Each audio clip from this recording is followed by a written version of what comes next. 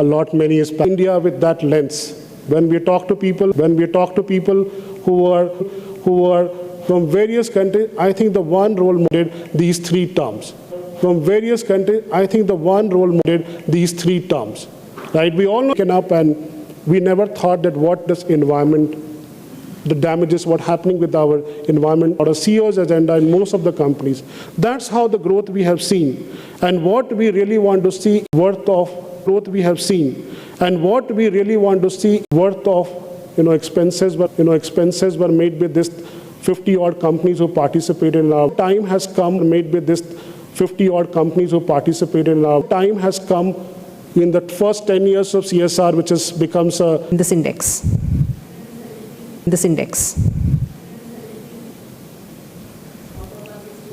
There you go. Anybody else? Warrior. She is a water conservation champion by leading initiatives like Save 10,000 Bores, Live the... Thank you so much, and thank you, Krishna Garu, for the opportunity and architecture and design background. Once we did our own sustainable home, tanking the water chakra. This is what I think I've been doing for the last 15 years. Your goals and vision and go towards these. So 10 years I spent giving awareness to people. And I realized our country, if it has to become Viksit Bharat,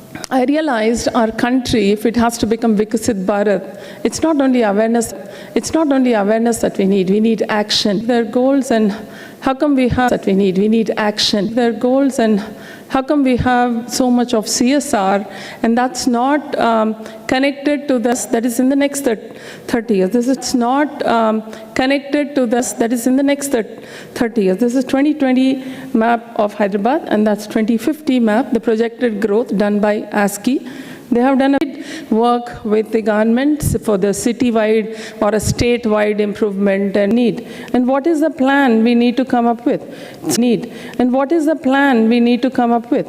So talking to people, talking to communities, coming power. So talking to people, talking to communities, coming power, funding, which is what is CSR. So this theme is so perfect. CSR and sustainability is so well here. So if you take a block, what is the kind of land use? What is the kind of contours? In architecture, when we spend liters of water, rainwater, which don't have a natural passage. Because we have concrete rain gardens, we take up open wells, we take up schools and make them water positive. Industries, that's what have been our rainwater potential could have added to the river. But now most of them are encroached and we started connecting community and recipient liters of water, and the flooding in that zone, traffic junction, has reduced kind of money, but today it has improved the micro, it's become a micro kind of money, but today it has improved the micro, it's become a micro economy for them, with more than 1,000 people visiting the needs, and they were more than ready to support the, is the process, is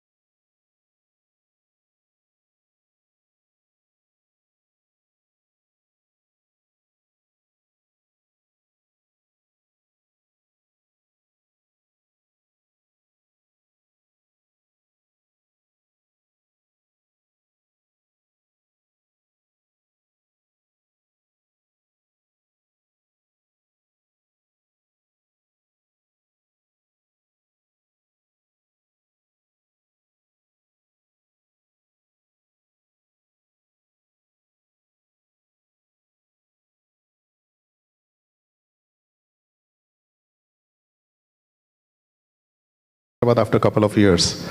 And though the multi-story building and everything was so good, in the past couple of years, CSR, ESG, everything is on the top of the agenda of all the companies. But when you're moving on the road, the quality of air and the traffic and everything is in bad shape. Right? Though we are talking about net zero in 2070 or something like that. But as far as that real life is concerned, so that is not improving.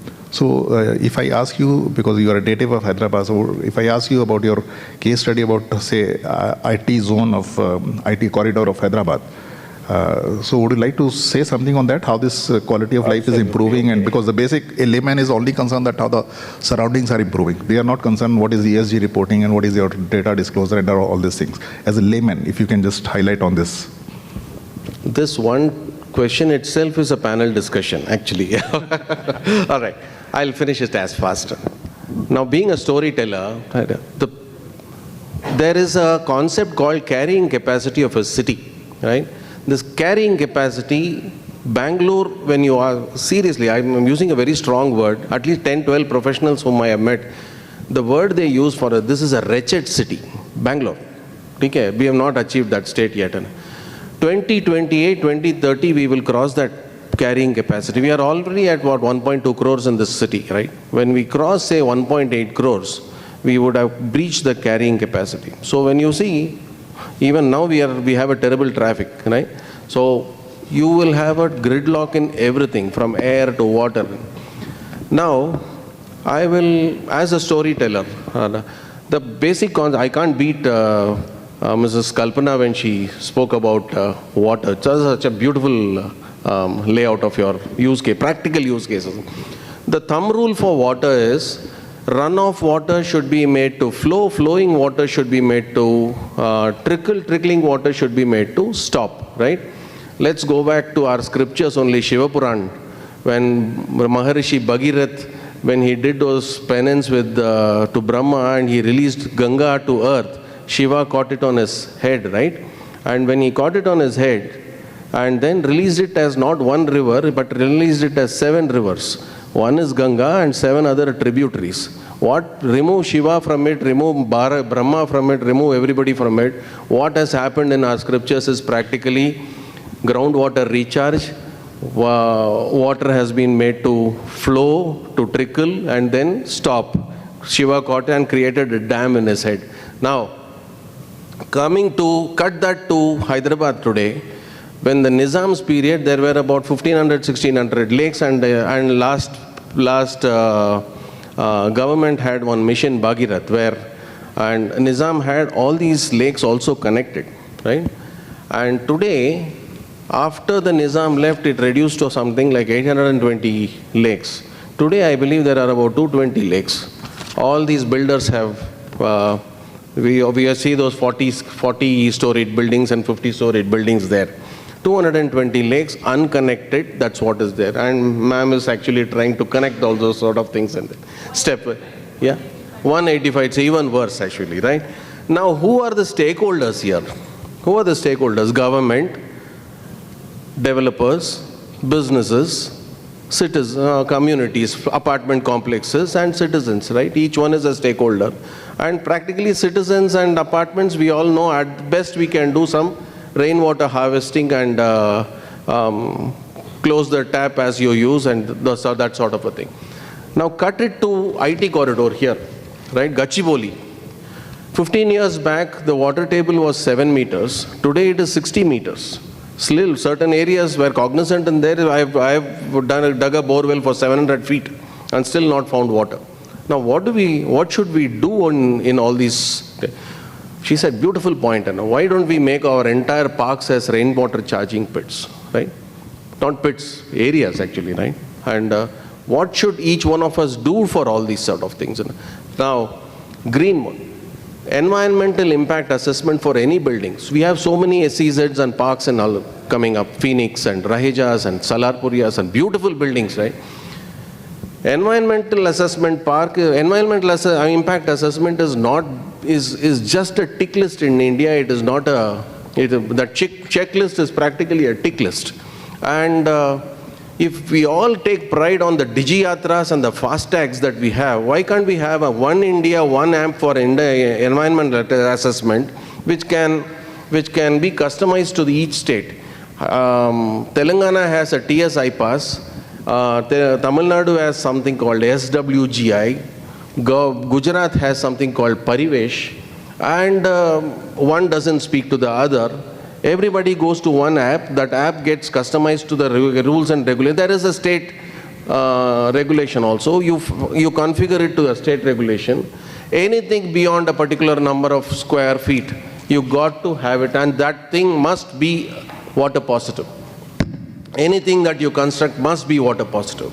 Some good startup ideas. I think I've taken two more speakers. Yeah, thank you. I think that you read. Some good startup ideas in this, right? Platform-based crowdsourcing of water. If energy can be produced from water, why should we have two bills, right? We should have one bill and then let them do the back end.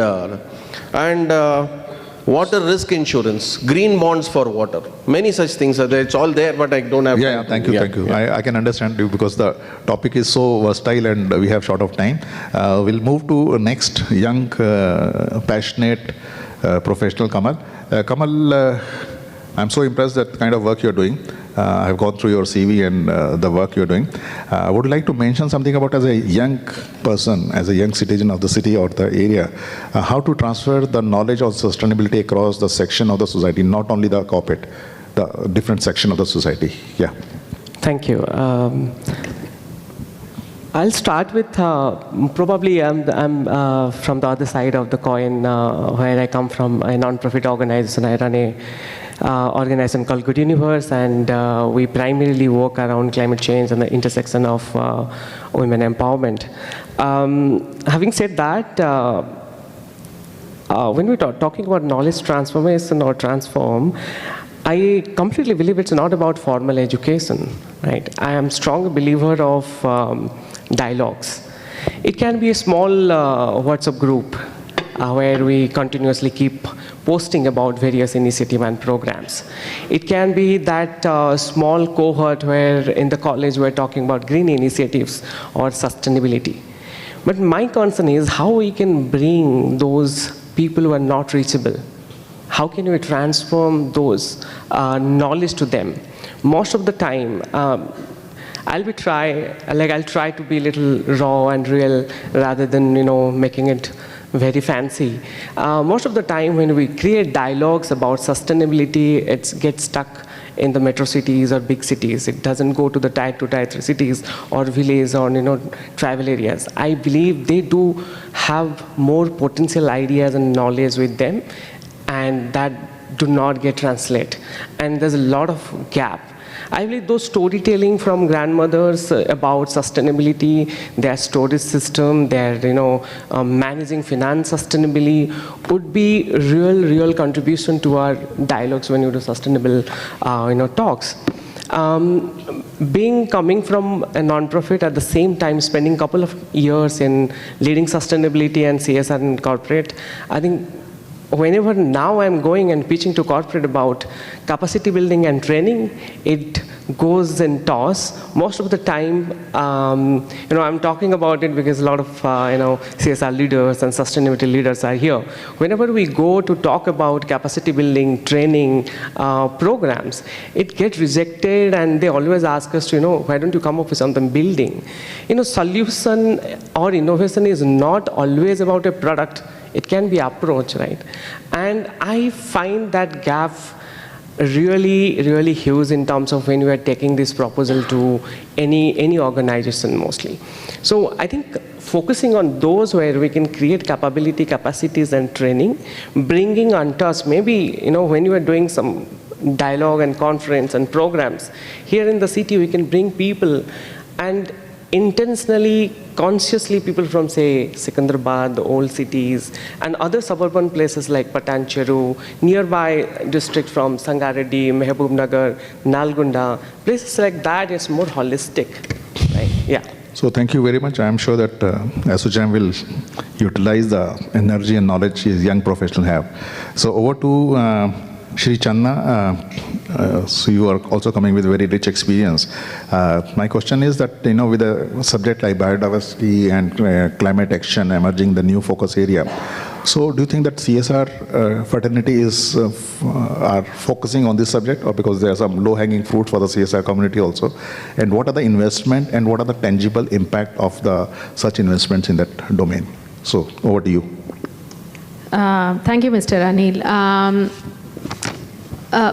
When we think about CSR, I think two causes that have been traditionally funded a lot are education, skilling, and healthcare. In India, there are reports to say that we are very new to investing in biodiversity, eco-restoration, and the causes of sustainability.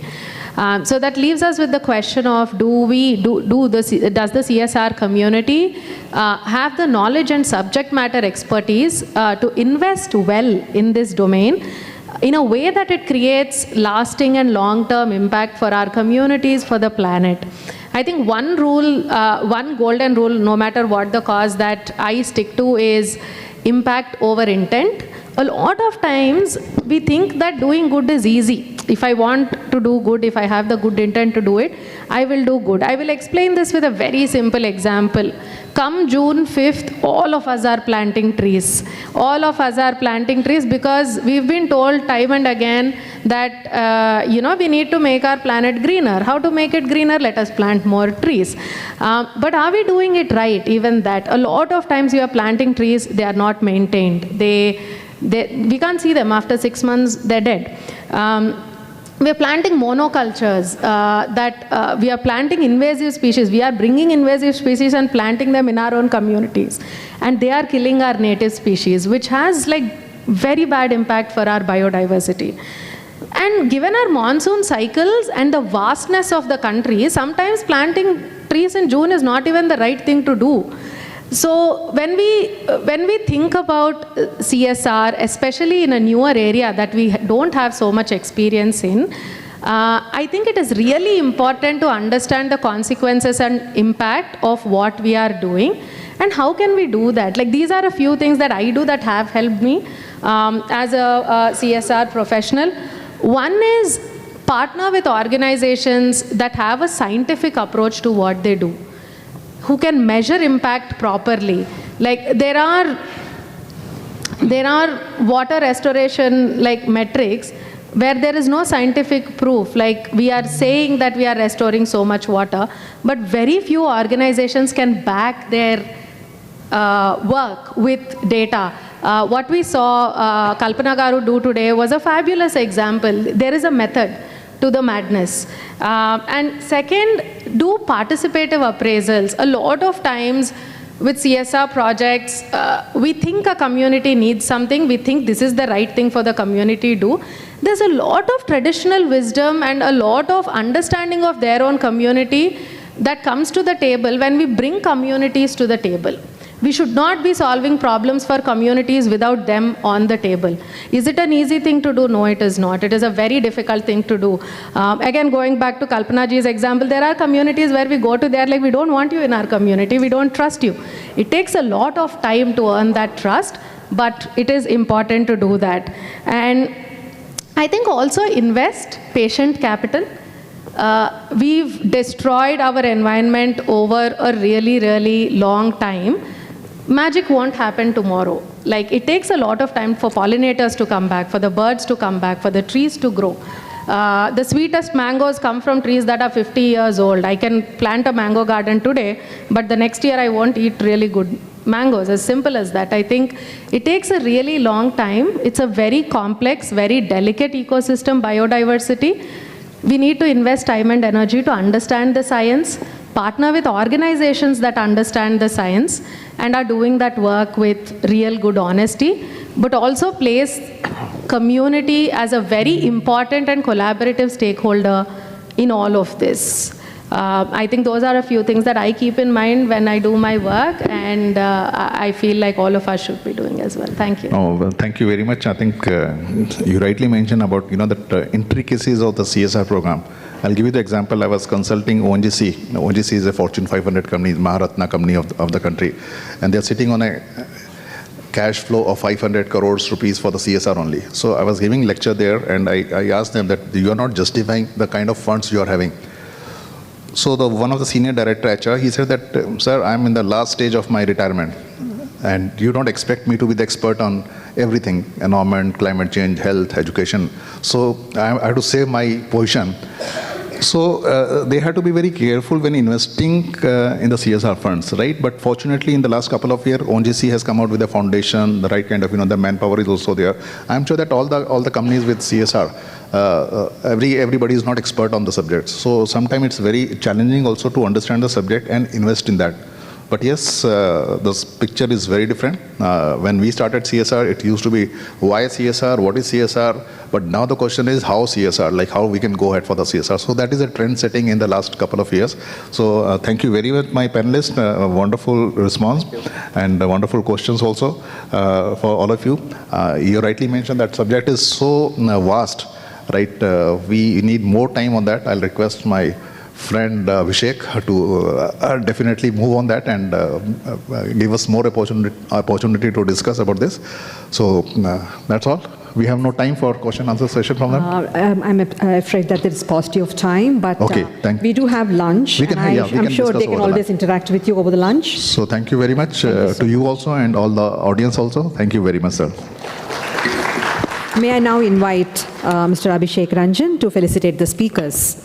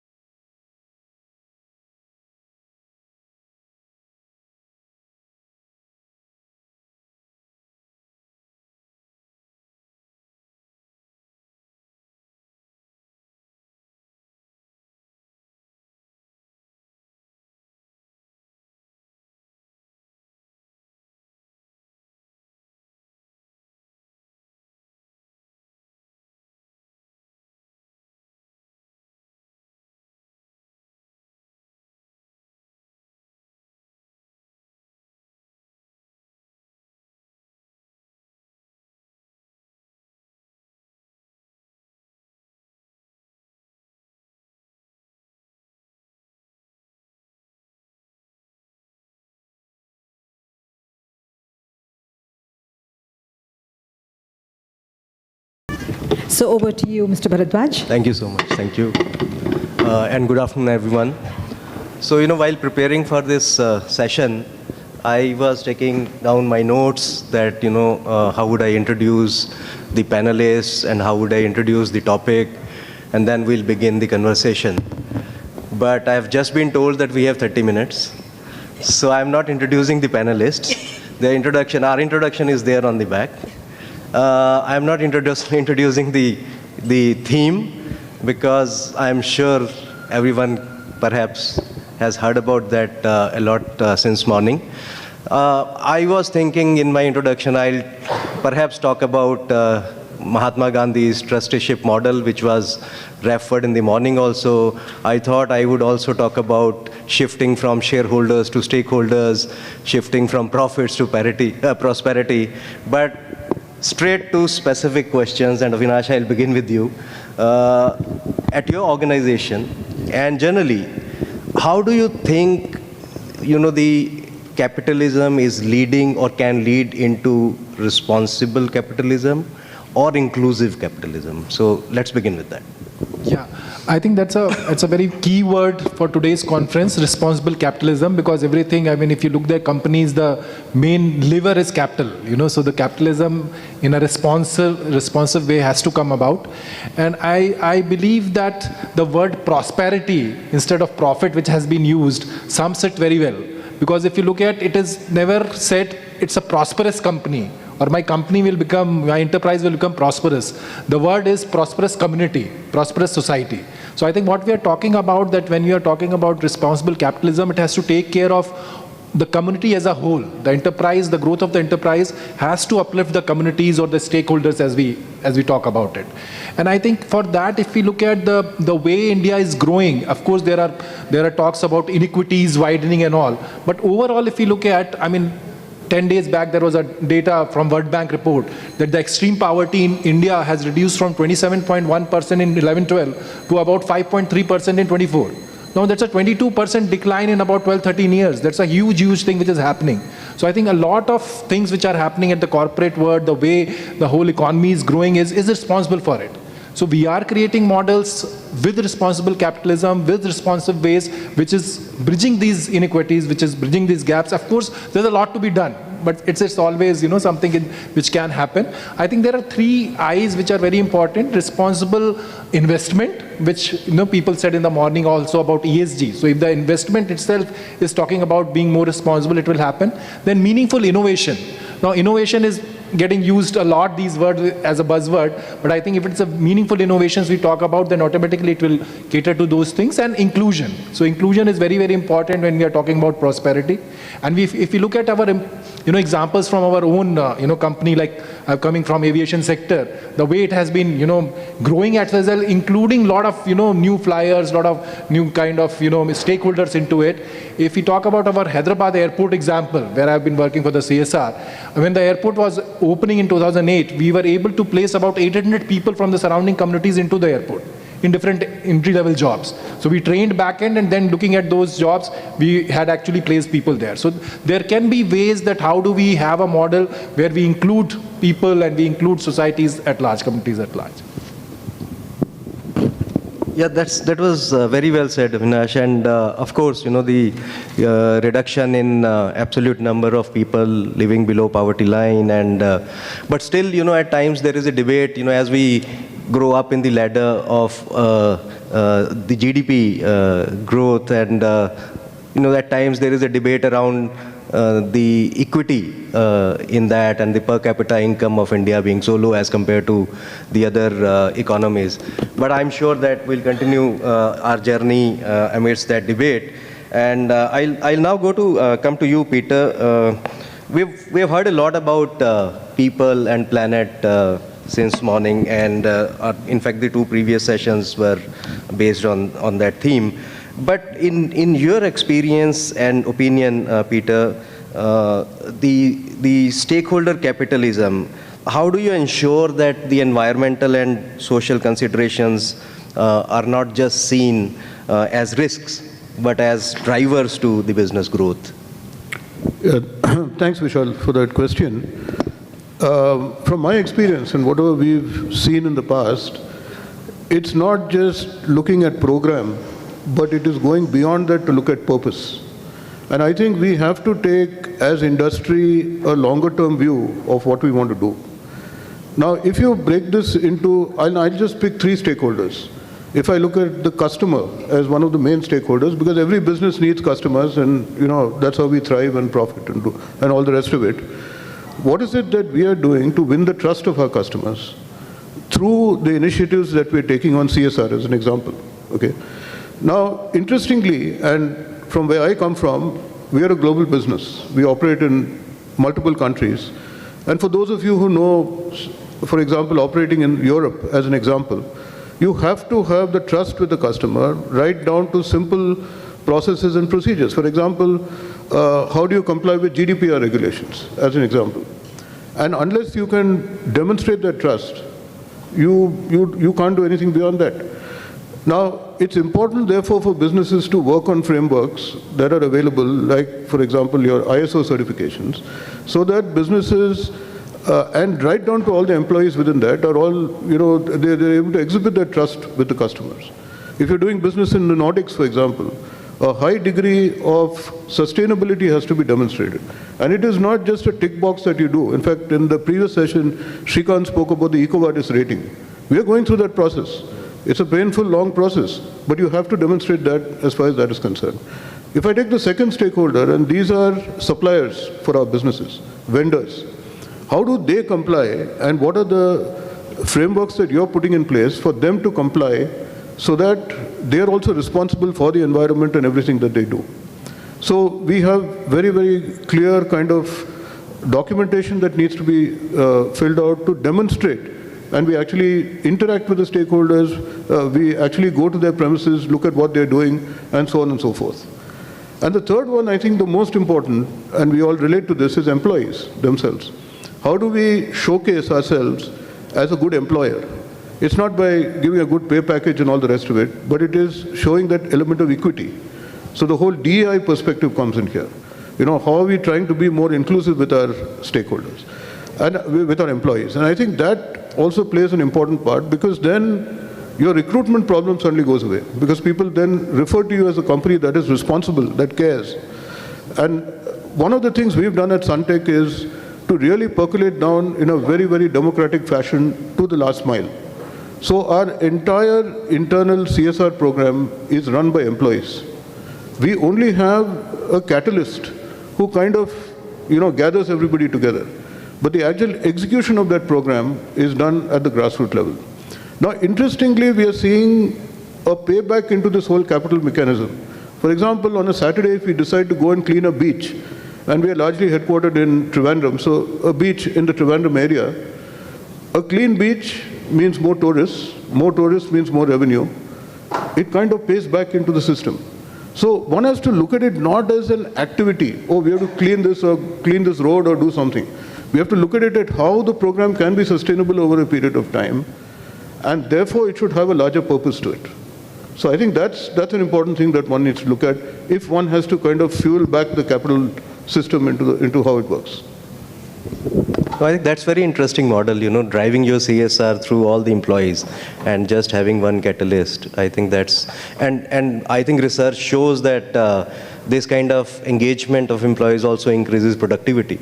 Absolutely. Yeah. Absolutely. No, that's amazing. Marcia, I'll come to you. And I remember when we were discussing, when we met virtually for discussing this panel, you talked about conscious capitalism and you drew an equivalence of that to responsible capitalism. Why don't you enlighten all of us on that thought? Thank you, Vishal, for this question to me. I hope most of the audience should be aware of Conscious Capitalism, a book that was written by John Mackay and Raj Sisodia, and this has become a movement. And conscious capitalism is basically a subset of responsible capitalism.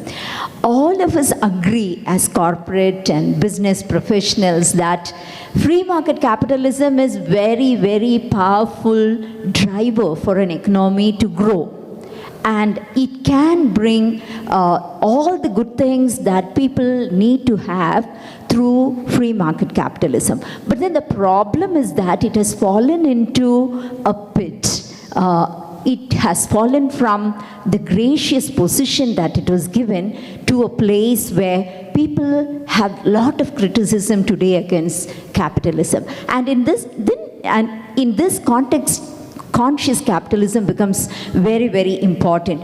So what does conscious capitalism proclaim or talk about is that we need not minimize profit. We can maximize profit by being conscious capitalists. So how do you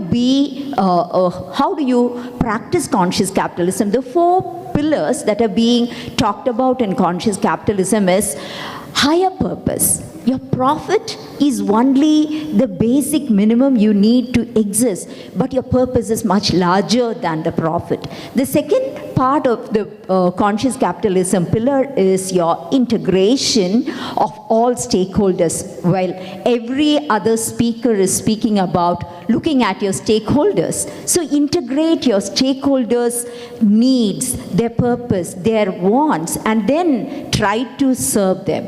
And the third pillar is about conscious leadership, and the fourth pillar is about conscious culture.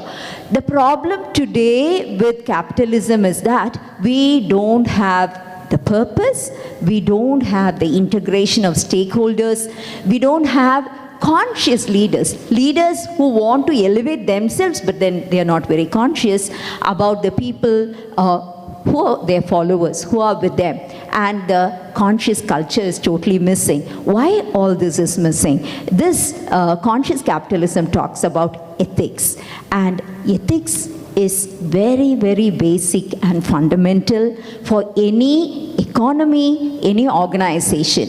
As a faculty of business management, I always pray and request in the institutions that I have worked with, and I know for sure today ASCT also makes it mandatory, and any accreditation body looks at it, that ethics must be part of every subject. But then what happens is that we teach ethics as a subject, not as the primary subject, and we look at everything else as primary and we forget ethics. If character is there, if compassion, kindness, the golden rule which forms the crux of ethics, love others as you love yourself, if that is there, then definitely every business can come up to the level of conscious capitalism with the 4 pillars. So the credo is of conscious capitalism is compassion, entrepreneurship, freedom to trade, rule of law, and voluntary exchange of resources, knowledge, services. So I will present conscious capitalism as a subset of responsible capitalism, which can definitely elevate any economy. Capitalism, as we understand, is a large part. Conscious capitalism can definitely bring India to the expectation that we have for 2047 Viksit Bharat. And I conclude saying that definitely every corporate should take up this responsibility of practicing conscious capitalism by all possible means. Take up the 4 pillars and try to adapt it. Thank you. Thank you so much, Marcia. And Manas, I actually didn't mean to leave you in that series starting from Avinash, just that my notes were in that order. So Manas, coming to you, I would wish you to talk about, how could industry lead the ESG-driven prosperity, which is all profitable, inclusive, and future-driven. Okay. Thanks, Vishal. So when we talk about prosperity in this framework, we need to understand prosperity from whom, and how. No, I would just, try to break it into a couple of, themes. If we talk about the growth narrative, it is no more that, growth at any cost for any corporates. Even the investors, the regulators, the consumers, the employees, they are all looking for something beyond the top line growth. They are talking about some value, a value which is inclusive, which is resilient, which is ethical. I'm sure that's a part of the common theme. Now, I'll give an example. Suppose when, as a company, you are growing, you are saying that I'm employing people. Is it merely headcount, or it's also empowerment as well? When we talk about, innovation, is it that innovation is catering to the last mile, or it's only catering to the elite few? When we talk about, sustainable, supply chain, or a supply chain per se, is it only efficiency, or we build in that sustainability aspect as well? So this is, from the perspective of growth, narratives when we talk about prosperity. There are also, if we just talk about, just prosperity, where the industry has a role to play, is as how do they relate to the social enterprises? Because the social enterprises are no fringe element nowadays. They are trying to kind of solve real problems, be it in access of education, clean energy, financial inclusion. You talk it in kind of healthcare access. They are, all there. So there is a role for industry to come and kind of so-called collaborate with them, not compete with them. At the same time, they need to invest into investments which built in solutions for them, and that can kind of also magnify their own profit or margin, as well as can have an impact by themselves. Third is that we always tend to look at the rural segment of the economy as consumers, but we often forget that they can also be big innovators, or they can contribute to the process of innovation. So how can industry by itself play a part in facilitating those innovations, those are happening at the rural scale? And yes, you need to go deep out there. It will not happen just like that.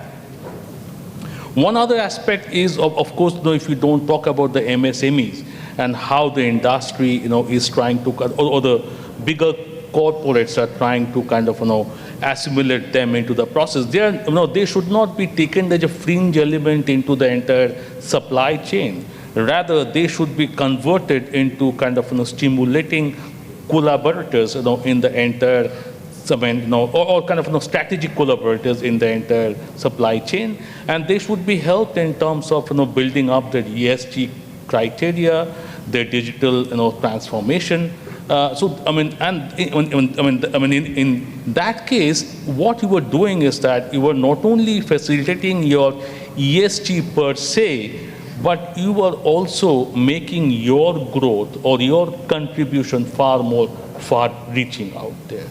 Last but not the least, I think what one needs to talk about is the kind of so-called strategic investments, that we say, or the impact investments that we say. It is no more niche area. It's become far more common. Just nowadays.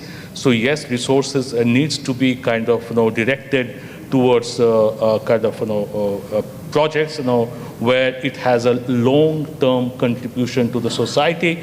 Because if the society is not sustainable, your profits will ultimately not be sustainable by itself. So yes, you have to create that, and it's not what your IRR, that's not your kind of guiding principle, but what impact you are making on a whole is that what matters. So I think these are some of the things that the industry can look into. Thank you very much. Thank you so much. Thank you, Manas. And finally, Anjula, my question to you is a bit different from our theme.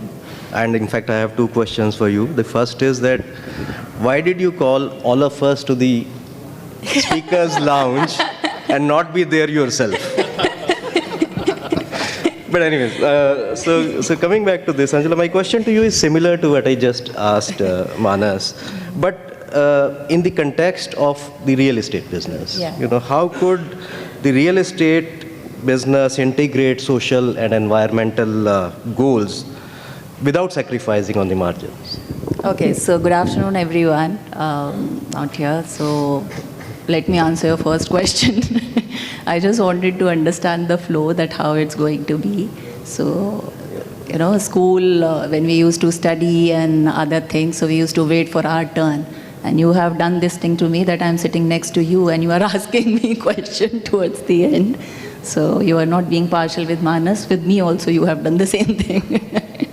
So yeah, to answer your question, so yeah, I work for a startup called Alter. So it's a tech, before answering this, so let me answer, first give you a brief about this thing so that you can connect with this. So it's a tech-driven real estate startup. So now, which is B2B and power driven and into commercial real estate, this thing. So here, without compromising on our profits side, so what we have done, so our transactions are 100% paperless. So here what we are doing is, so we are saving approximately 2 kg of carbon dioxide with every transaction, which is going to be from sustainability point of view, it is going to help our economy as well. Then second thing is, by doing this, we have slashed the transaction cycle by 90%. So it saves time as well, right? Then after this, we have earned 98% positive NPS, right? So all these things we are doing same way. What we have done is, when people are coming for office spaces or other things, so we enforce green rated filter. So where properties like your LEED, IGBC, so certified spaces. In fact, in one of the panelists, Srikanth, so from Phoenix, he also mentioned about platinum rated buildings, right? So here, buyers are really happy to spend. For example, this thing, Shobha Trishur, so this is a township. So what they have done here is, so they got net water zero concept. So they have achieved this thing. And with the help of this, what they did, they were able to manage water use by 50%. With this thing, what happened is that they are charging 20% price premium, right? So what it shows, that buyers are really happy to pay for eco-conscious houses. They are not minding paying, right? Now, this way, so you can understand that sustainability is leading to higher profits without compromising on the sustainability goals. Same way, I have another example, which is like Mahindra. Mahindra Mix Hub offices are there. So what they have done is, they have blended the market rate offices with co-working co-working grants for women entrepreneurs.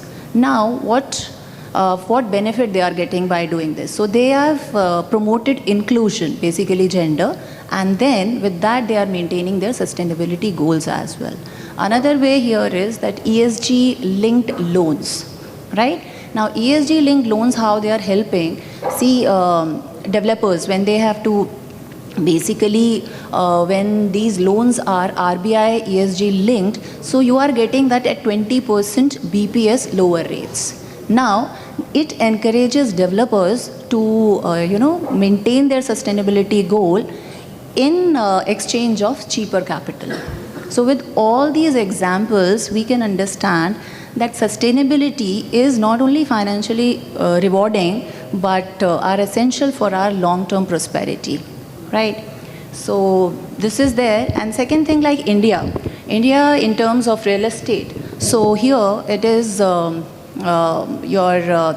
residential sales have surged to 77% from 2019 to 2025, right? Now, this V-curved recovery is what underscores is that renewed confidence in real estate. And not only this, so how it is showing a growth signal for this thing. So real estate today, it is contributing to 7% to India's GDP, and which is going to set to rise to 13% by 2025 and 18% to 2030, correct? So this way, like India is ranked, this question was asked in starting itself, that what is the India's rank according to SDG goals. So it is 117 out of 165. So this is according to 2024 this thing, report what has come out. Now, though India is lacking in 9 out of 17 goals, but leading in your health, energy, water, and decent work.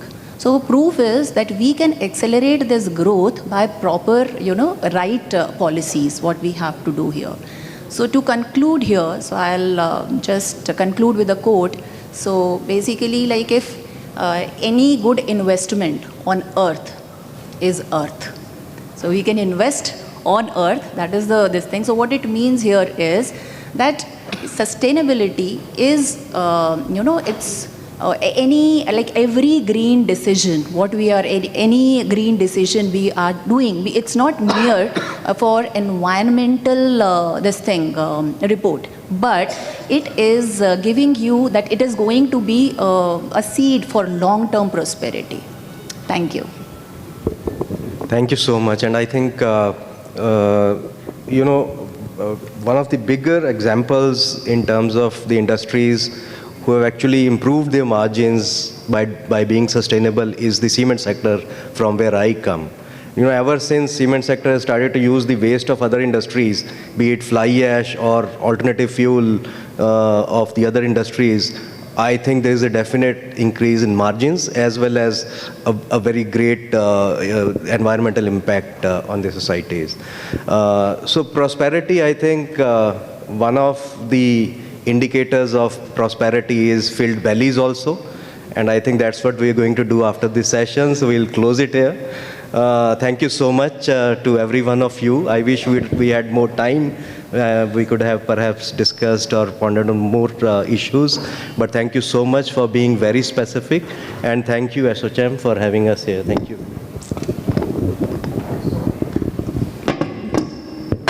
All right.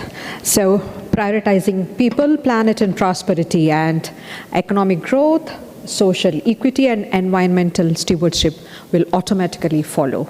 That's the gist of it. And thank you so very much for the wonderful insights. May I request Kalpana Ramesh onto the stage to felicitate the speakers, please?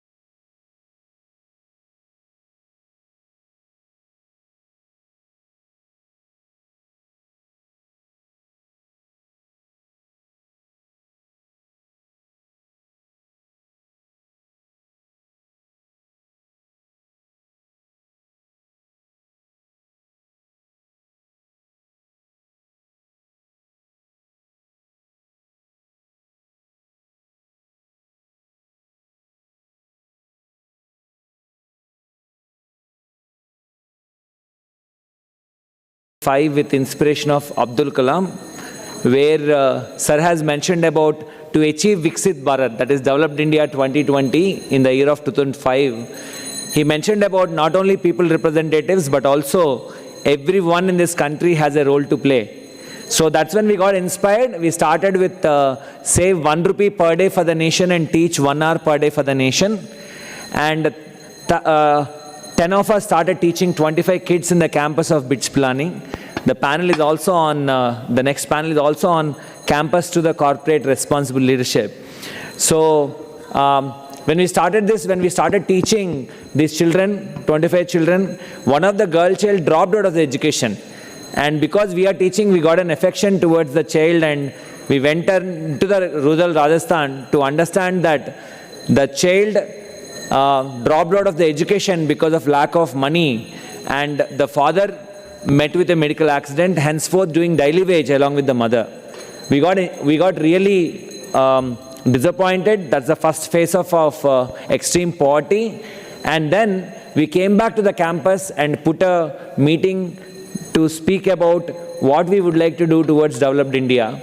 And it has been our fortunate thing that 200 people signed up for save 1 rupee per day for the nation, and for 100 people signed up for teach 1 hour per day for the nation. And happy to share from the last 20 years, from 2005 to 2025, we are happy to share that from teaching 25 kids in the campus of BITS Pilani, one college in Rajasthan, we enabled impact for 50 lakh people in this country in 25 states in the last 20 years. Similarly, from the 10 volunteers, at that time there were nothing, no CSR, no ESG, no careers, volunteering can't pay, and we still entered full time. And currently, in the last 20 years, first 10 years without CSR and ESG, and after 10 years with CSR, now we are 650 social impact professionals working continuously towards full-time employees, including me and many of us here are working towards the country. And why I talked about social impact professionals is, instead of the old age of social workers, similar to tech professionals, similar to cyber security professionals, we named it as social impact professionals. And happy also to share that 6,000 rupees per month was the initial donations that we received and worked for Developed India. And now in the last 20 years, we could enable 500 crores of money into the community, into government schools, government hospitals, and also tribal villages. And I'm happy to also share that one important note, during COVID we have established 2,000 ICU beds, new ICU beds in 120 government hospitals.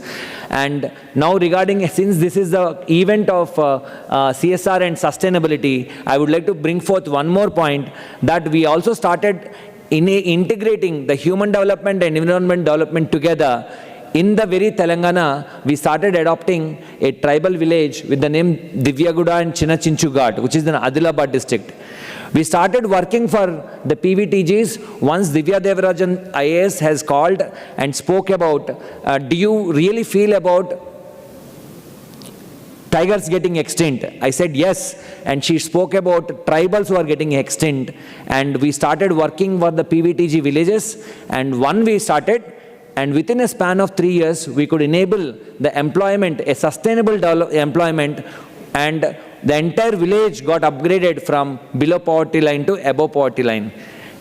And from there, now we are working with 36 tribal villages, and happy to share that even we are working in the deep forests of Amrabad, wherein we, for the first time ever, using the CSR and ESG component, we are able to first time around few villages got first time electricity in their lifetime through CSR and ESG component.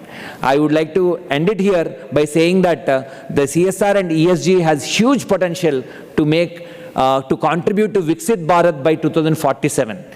Now that another 22 years and 88 quarters to be specific are there for us to contribute to towards Viksit Bharat. I think it is a responsibility of every academic leader, every non-profit leader, every corporate leader to contribute towards this, and definitely it can start from students. We have only one passion, the rise of a great nation. Thank you. We thank you, ASSOCHAM, for giving this valuable opportunity to speak before all of you.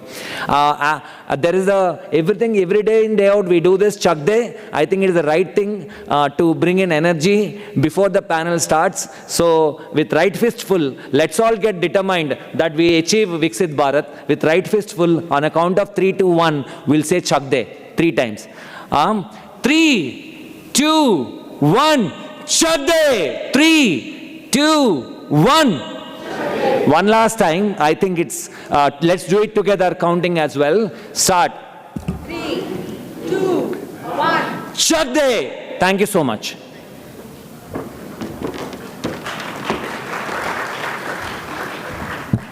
Chak Day, Mayur. Thank you so much. You've made my job much more easier trying to waking up, everybody. Now, ladies and gentlemen, for the next panel discussion of the day, Viksit Bharat 2047 CSR, Building Responsible Leaders from Campus to Corporate. This particular panel discussion will explore the critical pathways to cultivate purpose-driven, value-based leaders from campuses who can drive positive impact in the business world and beyond, and how to go about doing this. Leading this discussion, we have Mr. Nav Kishle, Director, CSR, SDG, ESG, and Consulting from Ripples Learning. And joining him are the panelists, Mr. Mayur Patnala Kankanala, Founder and Global CEO, Nirman Organization. May I request all the leaders to come onto the stage, please? Dr. Chidatmika Khatwa, Chief Executive Officer, Shushruta Hospital and Trauma Care, Odisha. Mr. K. Shesha Aditya, National Head, Corporate Volunteering, Youth for Seva. Ms. Archana Suresh, Director, Telangana Social Impact Group, Government of Telangana. Professor Ramkumar Mishra, former Senior Professor and former Director, ONGC. And Dr. Srividya Raghavan, Associate Dean and Professor, School of Business Management, Narsi Moyunji Institute of Management Studies, Hyderabad. Over to you, Mr. Kishle.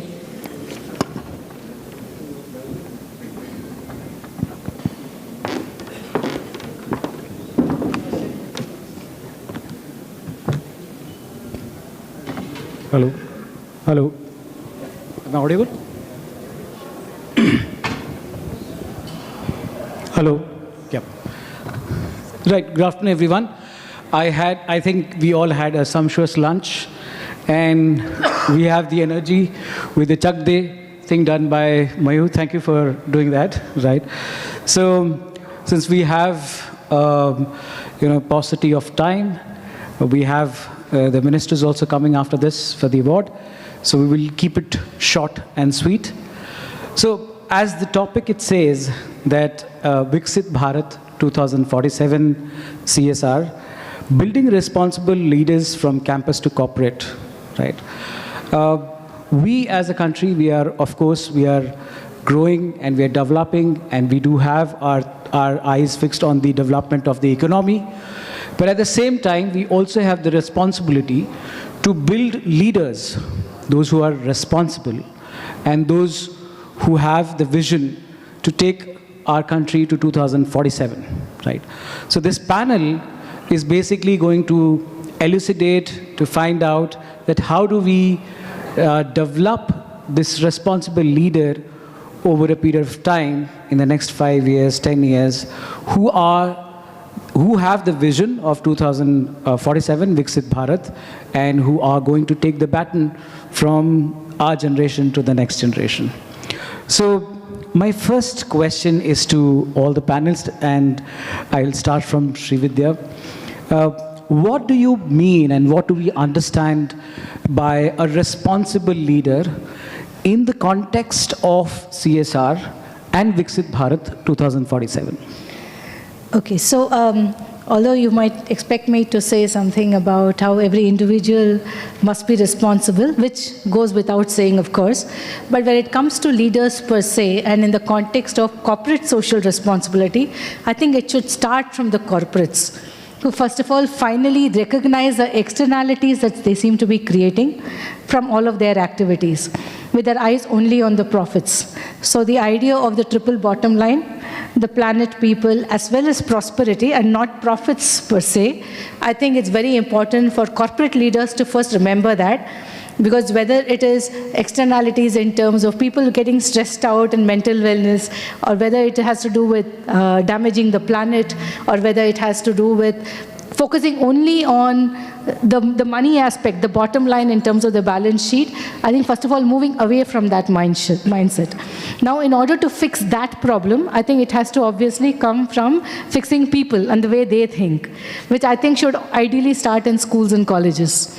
So I think homes as well as schools and colleges, I think it's important to start cultivating that kind of a mindset so we have corporate leaders who are able to think differently. Thank you. Archana? Good afternoon, everyone. My name is Archana, and like Nav mentioned, I pivoted into the government after spending 14 years in the corporate. So I think to that question, there's a two-pronged approach to that, Nav. Yes, corporates need to create employee engagement initiatives for employees to get a sense of belonging and to allow them opportunities to understand where they can contribute to society. That is one part. But of course, it starts in academic institutions. So I think schools and colleges need to be more aware, and they need to be more inclusive with regard to enabling these different opportunities to students to take part in nation building. And I'm an example of, I have to do a little bit of a back paddle. I spent 14 years in the corporate and then started my own NGO while I was in the corporate and then pivoted into the government. So the reason why I was able to do that is because the corporates that I worked at, and they were quite a few MNCs and Indian companies, they allowed me a window into seeing what can be done for society. So that played a role in me sort of, building from there. So I think it's a two-pronged approach for corporates and for education institutions. Thank you so much. Professor Mishra. Thank you so much. My experience is very limited in the sense that I have advised 59 ministries of the government of India and about 150 central public enterprises. It was for the first time that we prepared the first guideline on CSR.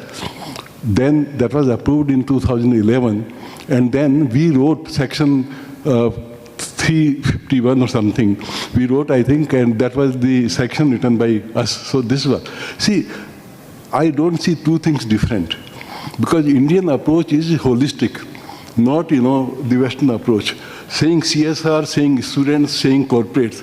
This is not the right approach in my view. The right approach is that we see them at one, because the one can't exist without the other one. Our approach is like the whole body, not this finger, not this hand. Now, coming to that, if we want to do something very different, then we have to go into the culture, I think, of the society. We have to have a cultural change, and cultural change will come if we look into culture. We used to say, Sarve bhavanti sukhne, sarve santi niramaya, sarve bhadrani pashyanti ma kashid dukh bhag bhavet. We didn't stop there. Even, I think, Aranyak Upanishad, we told Sangam Dhaj, Sangam Vad, Sangam Char. Now, with all that, I think when you think that we all are one, then I think it becomes the real CSR. Now, coming to corporates and coming to academic institutions, I had to make one very fervent appeal. That fervent appeal is, I was going through a book by Bregman. Bregman is the leader today in CSR in the world. And I request all of you to find some time to read that book. And he says that, do you have a moral ambition? Do you have a moral ambition? What is that moral ambition? And our chairperson, Mr. Kislay, was telling, Viksit Bharat. What are the problems of Viksit Bharat? Poverty, I think. Inequality, I think.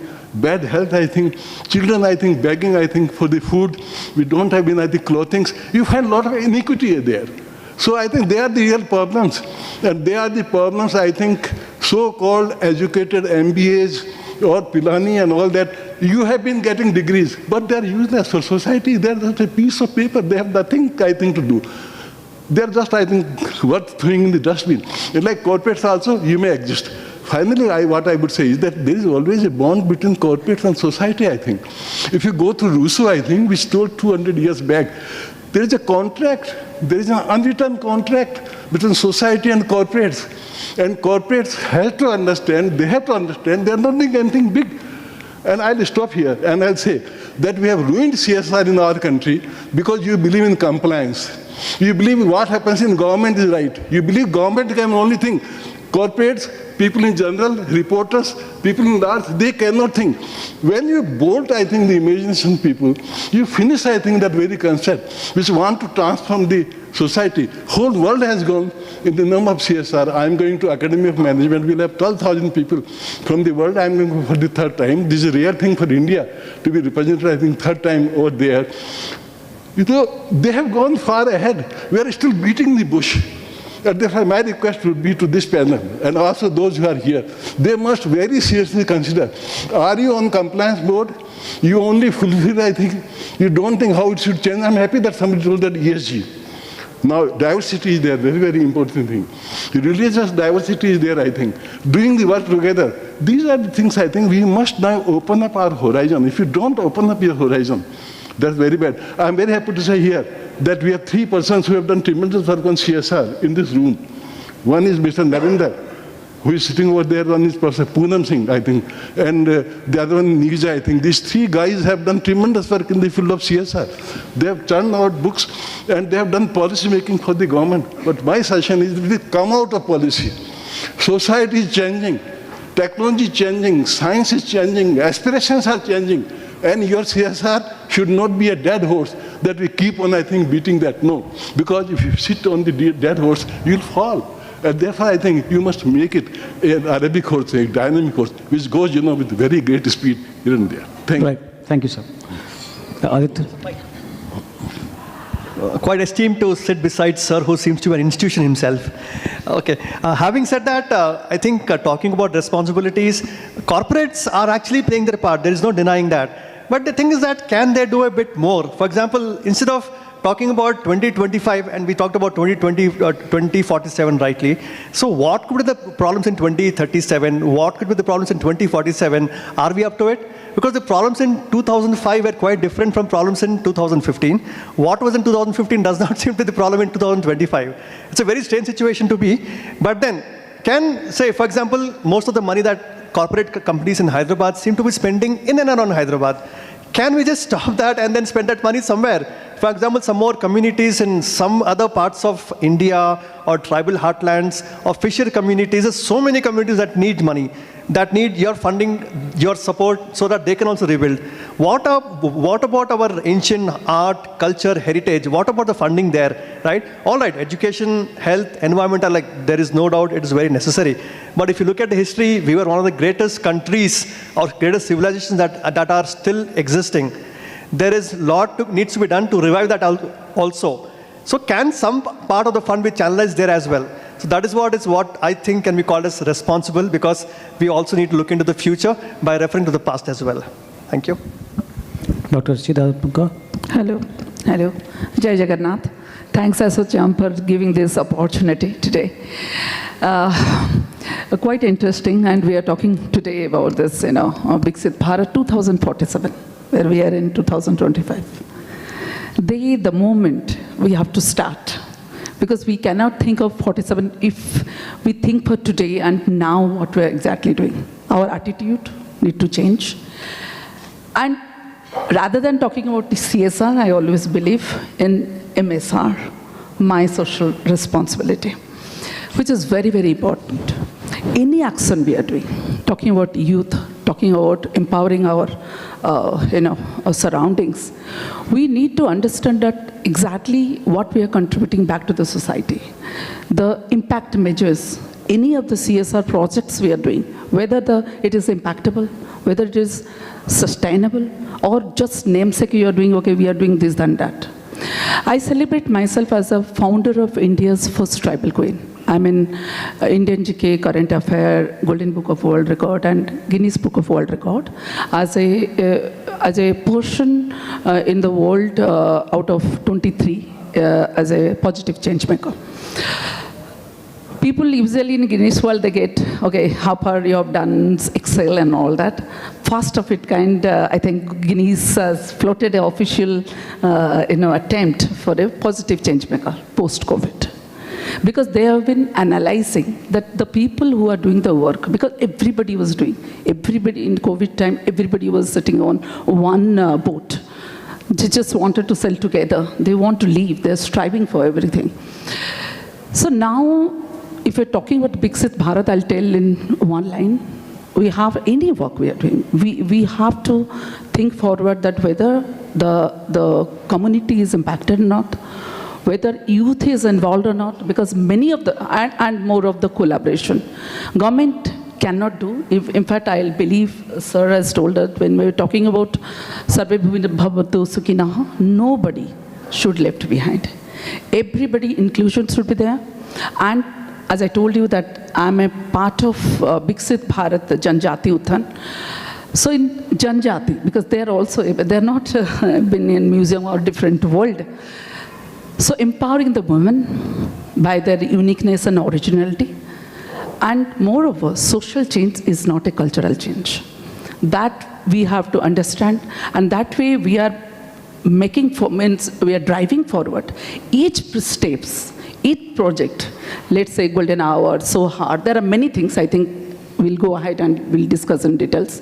Major of we have to give enlightenment that what exactly doing in other places, and more of interactive panel. If I'll request moderator to ask, receive the question from the opposite side also, so that it will be more interactive post-lunch session. Thank you very much.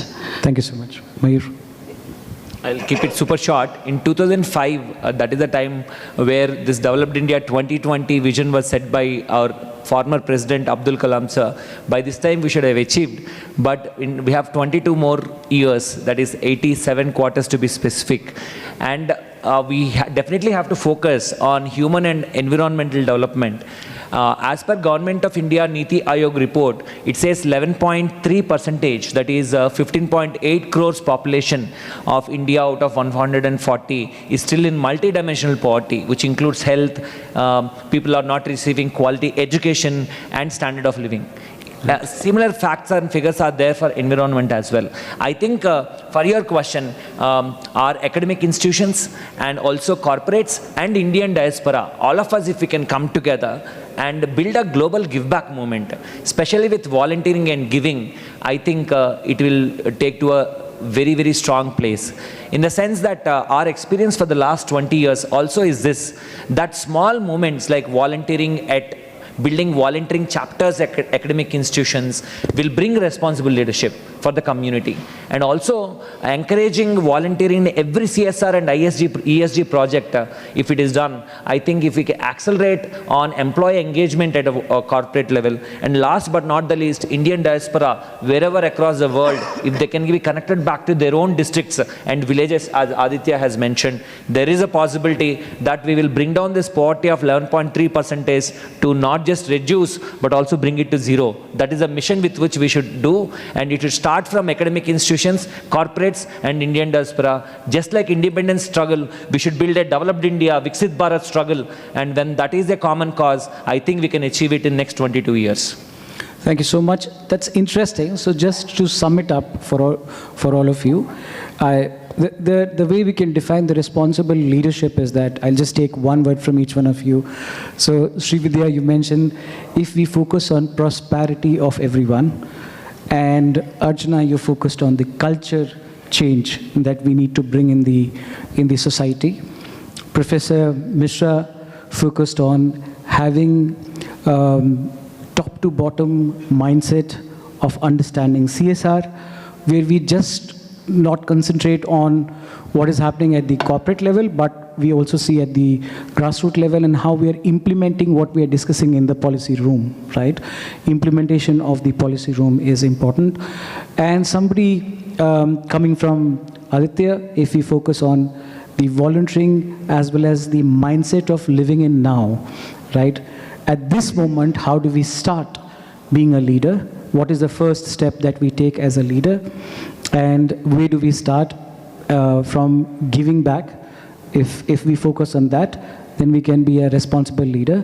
Dr. Chidatmika, you focused on my SR, so which is my social responsibility, or I also call it as individual social responsibility.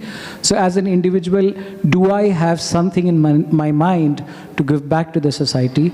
And Mayur, you very well said that at this moment, it should start from the movement of volunteering.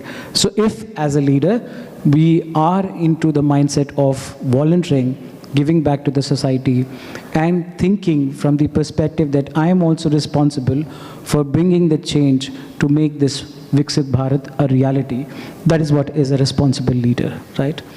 Moving on from here to the next question, it is more sort of a targeted question to Aditya, Dr. Chidatmika, and Srividya. Can you highlight on one best practice today for transiting campus-based social values into corporate CSR action? And how can internship, onboarding, or early career programs support this transition? Right. Okay, so I'd like to answer that question in a couple of sections. The first section, of course, I'd like to little bit take a back step. 15 years ago, there were no courses, let's say, in a typical MBA or a BBA class on sustainability. Today, there's a core course in every MBA curriculum which has a course on sustainability. What I would like to see happening going forward is, from a peripheral course, we would like it to take center stage, like a core marketing course or a core finance course. Right? Because that, I think, is integral to almost all other aspects. There has to be sustainability in marketing. There has to be sustainable accounting, I think, is a separate area altogether, ESG accounting. Yeah. So some of these skills start becoming center stage. I think that would be one of the first things that need to happen in the next 3 to 4 years. The second thing that's already happening quite a bit, and again, I will take a little bit of a retrospective and then a forward-looking approach. About 15, 20 years ago, a lot of the MBAs started doing what is called as rural immersion. Now, rural immersion actually started as an idea because a lot of the corporates, MNCs, especially the FMCG companies, who were the darlings of MBA students who wanted to get placements, basically started saying our students are too urban and they need to know the ground reality because rural market is our largest market. That's when this whole idea of even going to the rural areas started. And this happened, let us say, about 15 years ago. 10 years ago, thanks to, I think, the sustainable development goals, which all the corporates and all other organizations are now forced to accept, they have started finding some kind of an alignment. Because now the corporates have a certain roadmap that they can adhere to. And so therefore, students are finding alignment to be able to cater to specific spaces. So all of what you all said is fair enough, that you need to have voluntary thinking process and so on and so forth, but how do we translate them? That's the question. And I think almost all schools have a specific program on social immersion. Like, for example, IMT Ghaziabad, who's your sponsor, does something called I Am the Change, or I Am something like that. And we have something called We Care at NMIMS, which is our flagship program. It's a 3-week complete immersion program where students will actually start as interns, and students actually find career path in sustainability. So I think a couple of things, making it center stage in terms of curriculum, and second, providing opportunities aligned with what corporates are doing, I think would be the best way to go. Right. Aditya?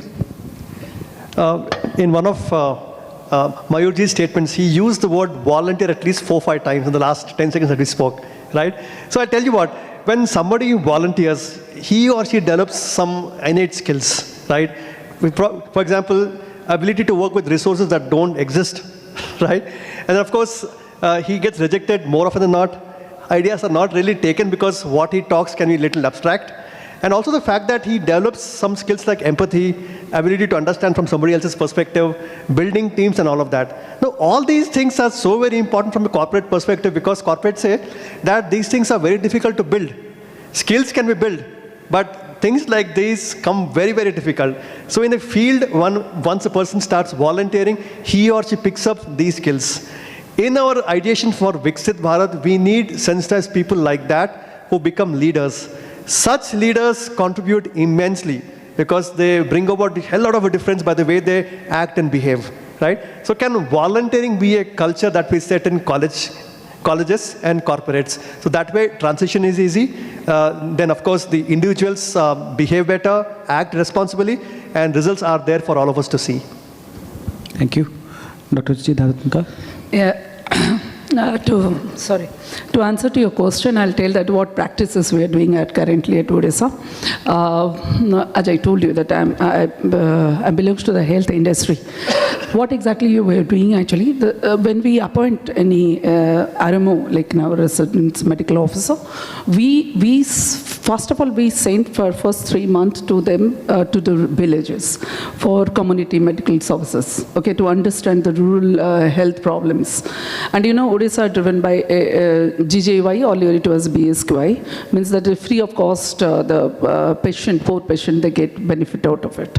So patient, the students who are studying MBAs or BBAs and all that in Javier and other institute, we hire them as an intern. We engage them with a patient relation, understand the behavioral approach. Because there are, when a patient come to our hospital, we understand they are in trauma, to understanding their behavior. And we also work for golden hour, because as I told you that we associate with the various government like Commissioner Police and Transport Commission. Odisha stand as higher percentage of road traffic accident death, because the traumas are more almost very high from the national average of 33.33%. So we promote with engaging all youth power with the golden hour. Golden hour means from the time any accident occur, if it's within 1 hour the patient reach in the hospital, then you can save his life, his or her life. So there are many things where we use youth mass going to the rural, like Red Pride. Red Pride is on another things, like educate the girls for menstruation, how hygienic and all that.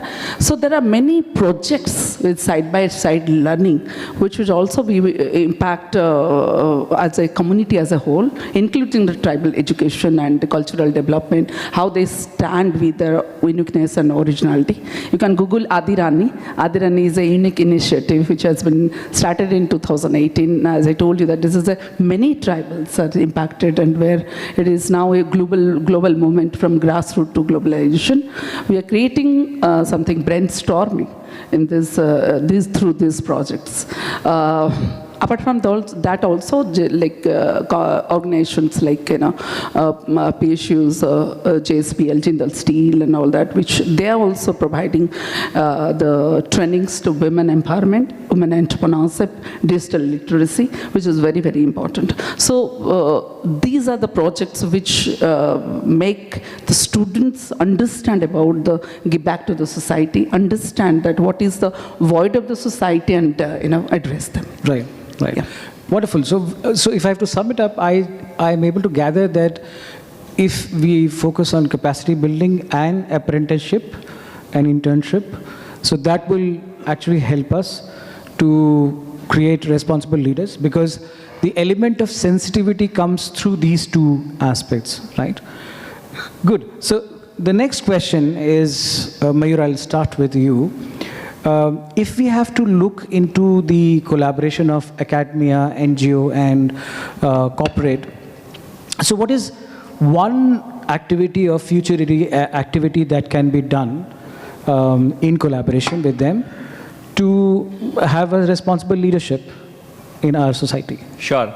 So I'll pick up from where I paused actually. So it's in order to achieve a 2047 Viksit Bharat, we need to build this global give back movement. Academic institutions, corporates, non-profits, and every citizen has to give back.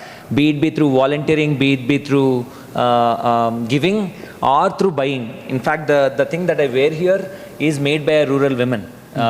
So basically, what I would like to present the case is this, that can we build something called Gramin Bharat Initiative, wherein India lives in 700,000, that is 7 lakh villages, and where this very Hyderabad has taken an initiative, where all the corporates have come together and built a coalition to build one village at a time. We named it as one corporate and one village at a time. And I would like to quote this as a part of CSR example. There is a corporate called ServiceNow. With that corporate, we are able to build that in a funny way. I ask people, what is your annual CTC? In a tribal village in the very Telangana where we are sitting, the annual CTC of a tribal household is 20,000 rupees a year. Where with this CSR project, we could increase to 44,000 delta.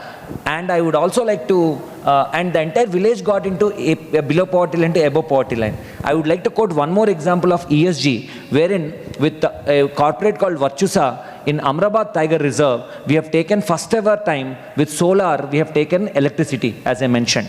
Now, let's see if CSR and ESG, if we can also build in one corporate, one college and one village at a time, then what happens? Already we are having student chapters. Here I see many academic institution leaders. So if we are able to build chapters, student chapters, and we build it to that village, a village which is nearby the college campuses, I feel that will be a very, very integrated model. Corporates also will like it, because once the corporate funding is over, then definitely the students will continue that monitoring as well. So this is what I present on this forum. Interesting. Archana? No, I just, thank you. No, I was actually, I just wanted to tell the audience, I mean, because I've been on both sides, right? I've worked for nearly 20 years, and in the corporate we've spent, in the government, what we're doing is we're connecting 800 plus corporates with 300 plus NGOs and 45 government departments. I make it a point to tell everyone that not a rupee comes to the government. But this unique proposition that Telangana offers, and the Telangana government is one of the first to offer this in the country, is a cell that connects these different ecosystems, because a lot of these ecosystems operate in silos.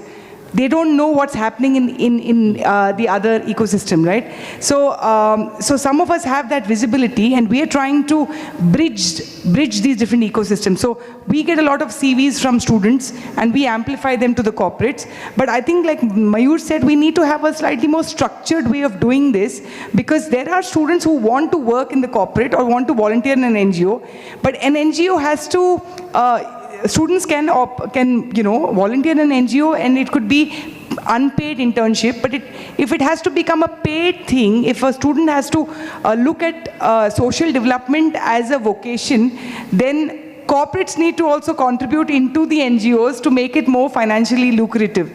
So, in some ways this is a cycle, and it requires a lot of intense brainstorming and a very focused outcome, to actually get the moving parts, moving cohesively. So my two cents. Thank you. Yeah. Professor Mishra. I think, what is important, it is said, yad bhavat tad bhavati.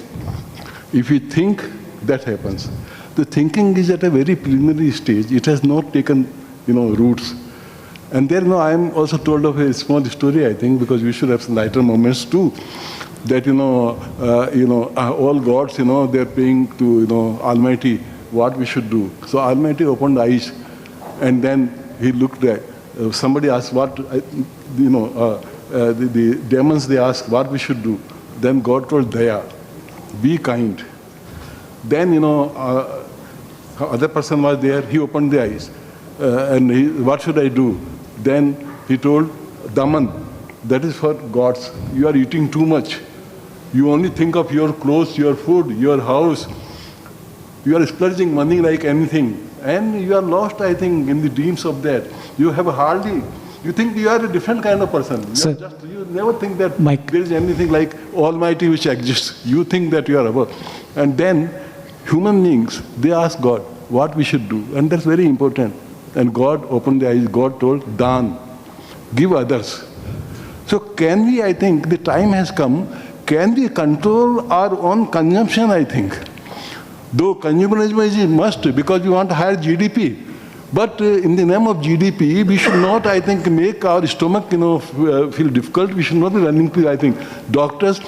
We have what is known by Raman Maharshi, and that's very, very important. And for all of us, can we have a bigger consciousness? What happens? A dog. Why a dog is dog? Because you have chained him. He thinks that everything is you. But then you think that something is bigger. Then you think of state. Then you think of country. Then you think of world. Then you think of society. Same person with two eyes, two hands. But one thing's more, they become big, I think, in thinking. Then there are other people, though they are human beings, but they live like a mice and chuha. So, do we need, I think, that's very, very important. I have 3 examples. One is Baba Amte. I was in Allahabad University and I went to Baba Amte's ashram. See, Baba Amte, he sacrificed his life, and Allahabad University boys of management department, they go and work with them. One example. And many corporates are giving money over there. They don't even ask you. There is no audit of that. Once you are given, you are given. The kind of government accounting, chartered accountant, I have nothing against them. Accounting doesn't make it big. So CSR is a bigger kind of thing. And it has to be accounted in terms of social and spiritual, I think, renovation, I think, of people. We don't go into that. The third thing, which is, I went to, about a concern, ONGC. We fought very hard. ONGC didn't agree, but we had Subir Raha. Subir Raha was a great person. He is no more there. Subir Raha, and we got a few crores from them. And that money is there now, and that institution, I think, is flourishing there. Lots of research studies have come out. Lots of things for private sector has been done. For public sector, for organizations about like UN, it has been done. Third thing of China. So I was teaching in China, and very interesting thing I saw. Sichuan, I think, where you have lots of nuclear bombs and all that. Boys were reading, and after reading half a day, they have to work in the industry. See, this country can only change. We talk of skill. We talk of training. Skill and training cannot come in one day. This approach of 3 weeks, 2 weeks, 3 hours, 2 hours, it will not work. And where, I should say, where academic people, they have, they have that sort of fraud, I will say. When you say 3 credit course, 2 credit course, 3 credit, 2 credit cannot change. Why can't you have a full-fledged course? I give an example now. The best course in the world is by Sussex University, IDS Sussex. Though it's expensive, of course, £20,000 if you have scholarship, don't have scholarship, £30,000. Please see yesterday's Mint and you see how for the university, what you have to pay. But they are there, Singapore is there. Why could, and when we were in the AICTE, we put the sustainability as one of the courses 10 years back, but no institution from India came forward and had a one full-time course. Today we are only talking of sustainability. So you are there only when your fire is there. You don't anticipate. And industry, I think, and education, anticipation is a must. If you can't anticipate, then where are you going? Where are you doing, I think, society? So what is important today, and I would submit, I think, we must curtail our consumption. Please, and don't differentiate between a dog and between a human being, between an elephant. Everyone has life. And understand one thing. If you think that you are important and dog is not important, an insect is not important, you will not be there. Because God has created this universe where everyone has a place. If you think that you alone have a place, you are mistaken. And you will be nowhere. Therefore, please create space, I think, for others also. That is what is CSR. When you go beyond, I think, yourself, your organization. And finally, sir, lot of churning is going on world over on purpose of the organization. And organizations means industry and academic institutions and any number of things. In our country, excepting meeting here and there, nothing. I request, I think, all of us, I think, please go through what a great churning. They say management education is dead. We have a very good journal of Management Studies, lots of paper, and I think I can send those things. What kind of feeling they are there? But London economist, full-fledged thing on purpose of the, what is the purpose of the organization? And as I think Vidyaji told, and Archanaji, that purpose of the organization is not only profits. Profits are a very menial thing, but you have to have them. As in the body, I think mind is here and legs are here. Without legs, mind can't be there. So purpose is there. Please try it like a spiral, I think. We have got our vertebra. Like a spiral, we should go up. But what is happening is that we are here and we are not moving up. That, I think, is something which is very scary, I think. As human beings, we have to have ambition and we have to transform. And we have to live, I think, certainly for ourselves and for others also. The joy of giving, as you told. That voluntary joy, what government will do. After government, Krishna Sahib is there and you are there and you are there. What is government? We must respect government as an institution. But if you become subordinate to any thought, each one is a government. Each one is, I think, created by Almighty, I think. You are as much good that you are the same thing. Aham Brahmasmi, we say. God is not saying that God is bigger. No, you are also like me. When it is there, please transform, I think. Only thing, can you see beyond this notch? Can you see others? If you see others, we have done good CSR. Right, sir. Thank you so much. So just to sum it up, starting from Mayur, Mayur, you mentioned that if we focus on Viksit Gramin, right? Gramin Bharat. Gramin Bharat, and if we have that thought in our mind, it will be a wonderful action. Coming to Archana, you mentioned that we must focus on empowering the NGOs to bring in youth to work within it, starting from unpaid internship and then moving to the paid internship.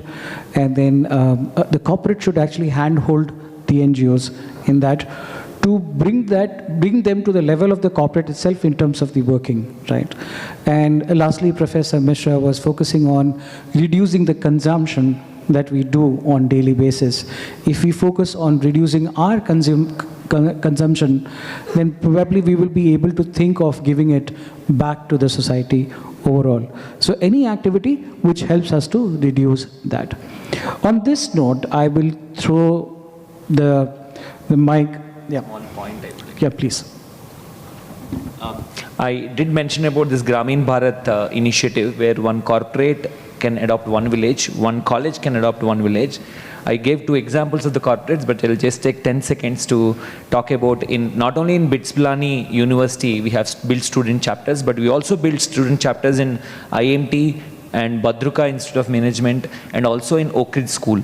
I think it's very, very important that we inculcate from the childhood and during the youth and also after entering corporate this volunteering, and that will build the responsible leaders for the society and to achieve Viksit Bharat. Right. Thank you.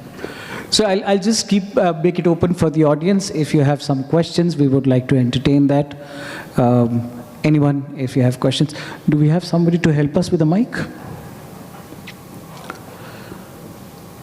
Any questions do we have from the audience?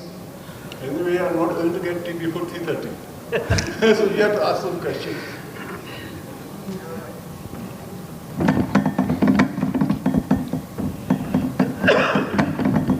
So it's great to be here. I am Avinash representing Parachute CSR.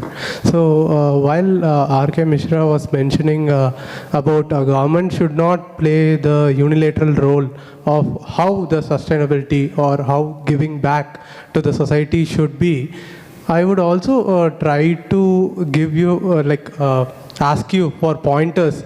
If government is not involved, then what else, like the community or the students or the institutions, how can they come to a common frame? Even today, while talking about Viksit Bharat, we are seeing beyond CSR.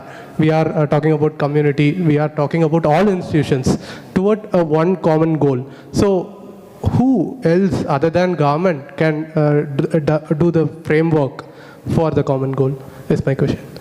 Yeah, thank you. Can I? Yeah, question was for. Who is the question for? It's a very good question. But government, government can't be in the front. Like this body is there, your hands, leg, everything, but pran, the consciousness is not seen. So you have to keep yourself, government has to keep it very small like an atom. And that atom, what the power atom, you and I know, I think. So government has to engage. The question today, why are we discussing it here? And how come CSR has not taken roots, if you ask me? Because 2% is 2%. Why 2% didn't become 1.5? And I have done, and I think my colleagues, 3 of them, Dr. Poonam Singh and Nirja, they have done a lot of work. We are not able to spend 2% also. We can spend all the money in ourselves. The government can run into deficit, but you can't spend 2%. And that is happening year after year. What does it mean? It's very, very clear. I will not say who has failed, but all of us have failed. Because government can only set the pace, but government can't run, I think.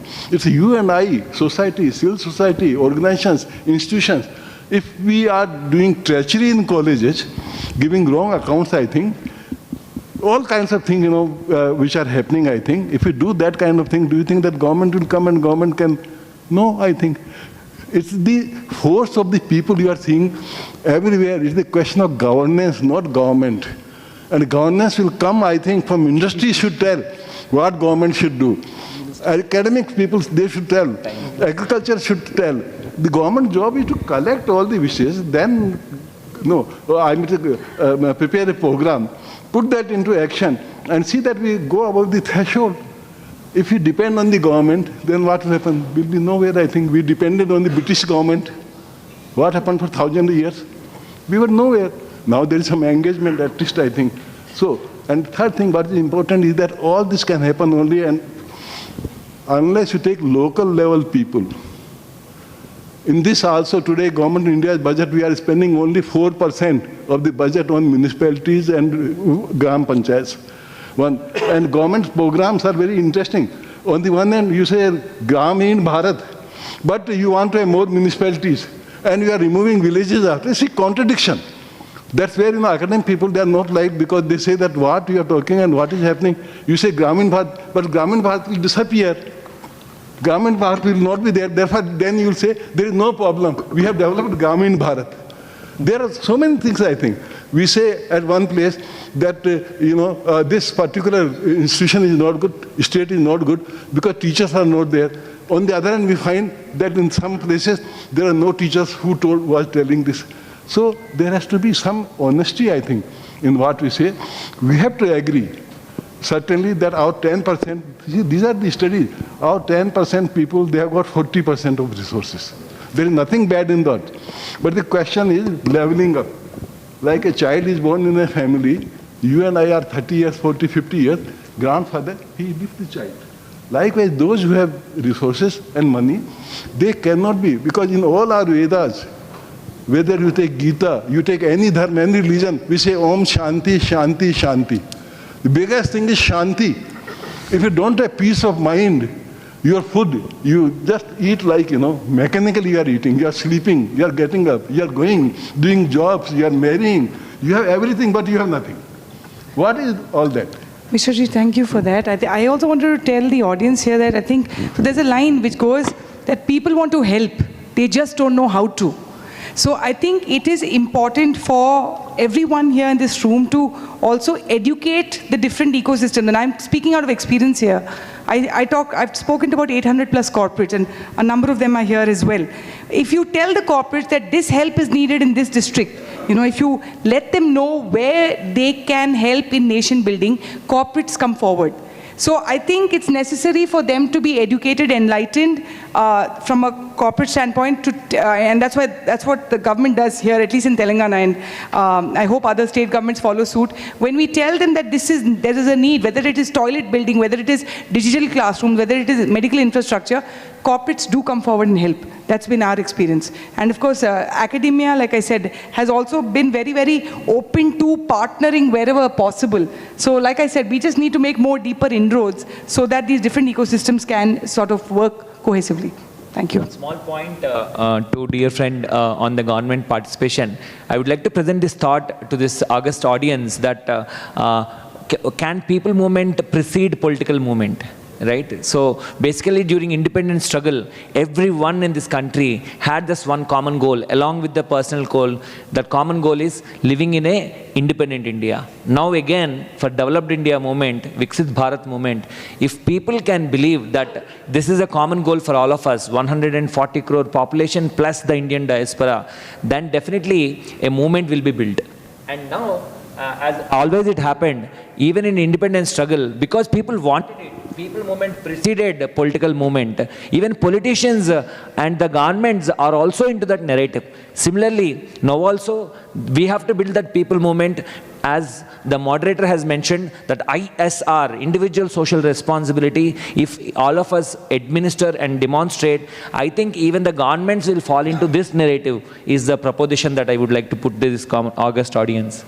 So just one practical example, what we are doing in Odisha.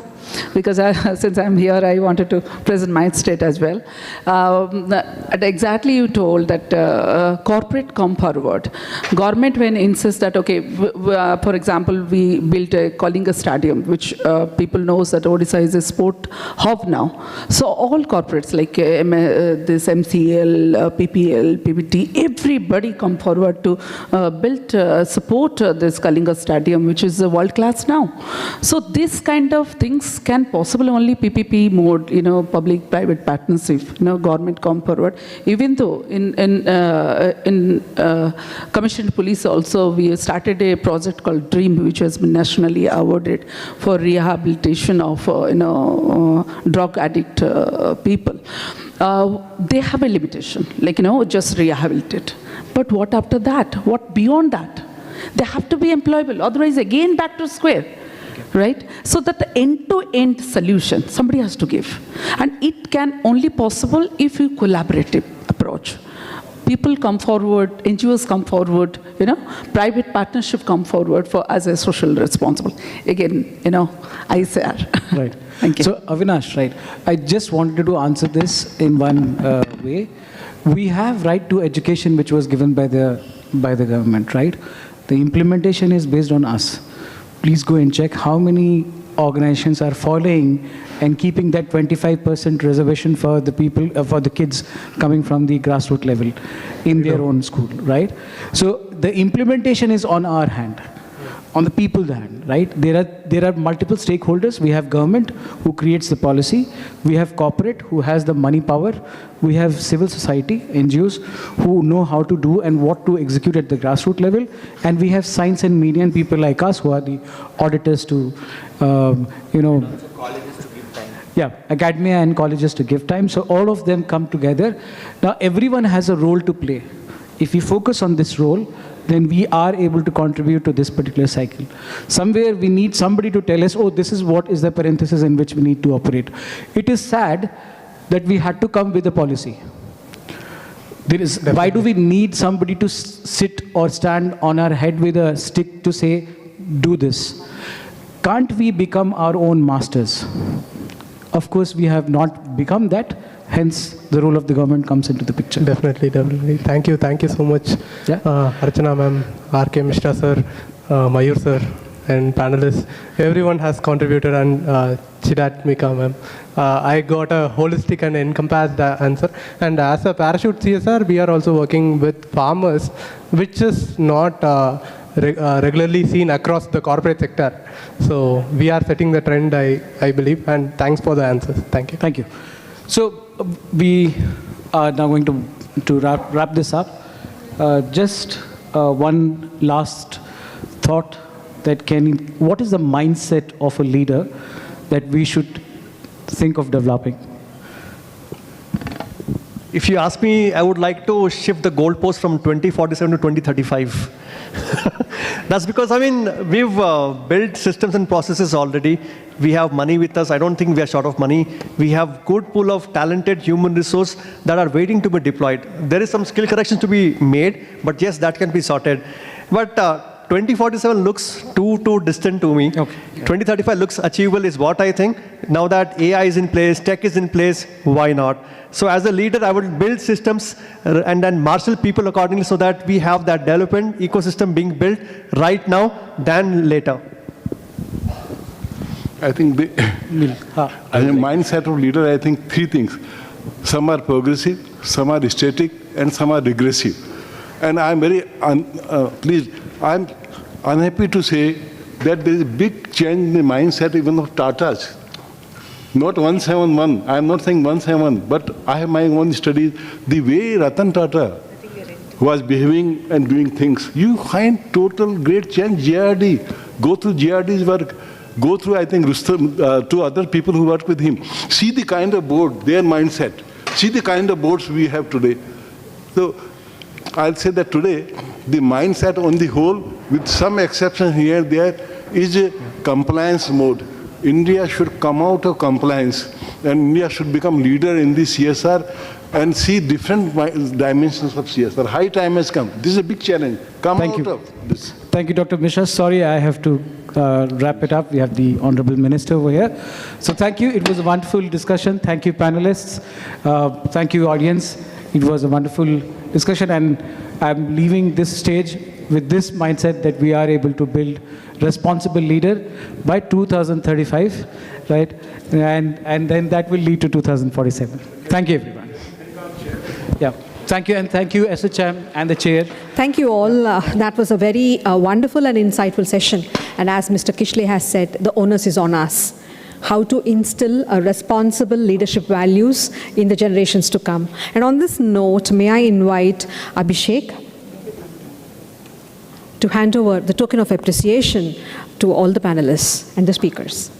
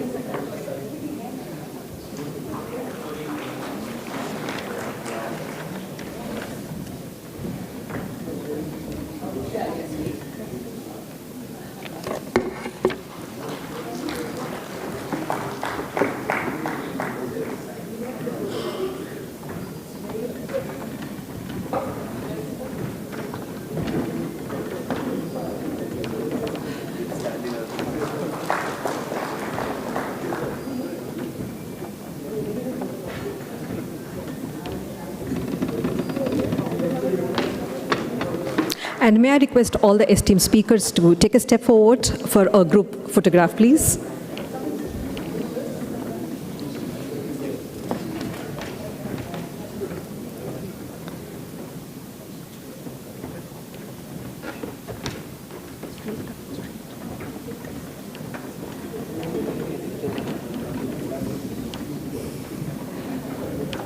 Thank you, Priya. Okay. And ladies and gentlemen, now for the moment that everybody is waiting for, with bated breath, I'm sure. But kindly bear with us for a few minutes of delay. The team is trying to set up the stage as well.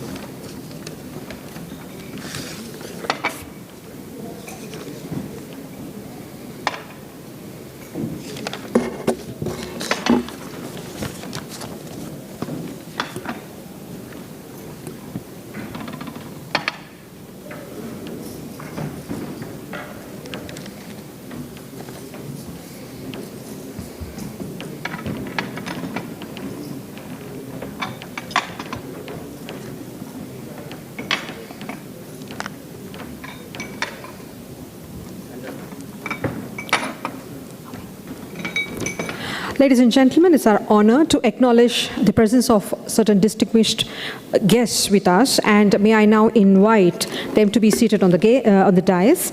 And may I now invite Mr. Suresh Chukkapalli, Chairman Emeritus, Phoenix Group, and Honorary Consul General of the Republic of Korea.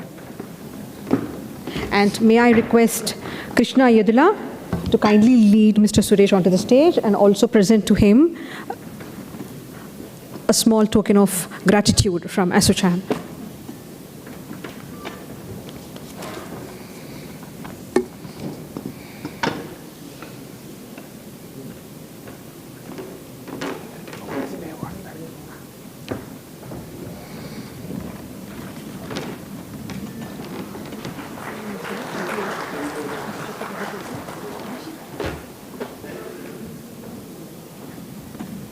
May I now invite Dr. K.M. Baharul Islam, Director, Institute of Management Technology, IMT Hyderabad.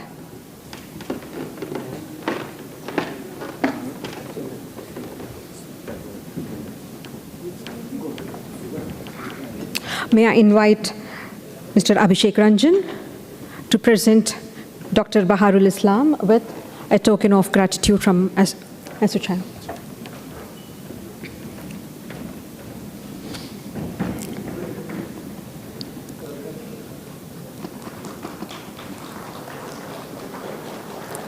May I also invite Mr. Ram Babu Burgu, Co-Chair, ASSOCHAM, Telangana State Development Council, and Executive Director and CTO, Pranava Group. Joining him would be Mr. Abhishek Ranjan, Chair, ASSOCHAM Southern Region CSR and Sustainability Council, and Senior Director, Global Head, ESG Brilio. May I also invite Dr. Krishna Yedula, Co-Chair, ASSOCHAM Southern Region CSR and Sustainability Council, and Vice President and Head of Facilities and Sustainability, India, Center Head, Hyderabad Vachusa Corp. May I also invite Mr. Dinesh Macha, Executive Director of ASSOCHAM, to join the dignitaries on the stage, please.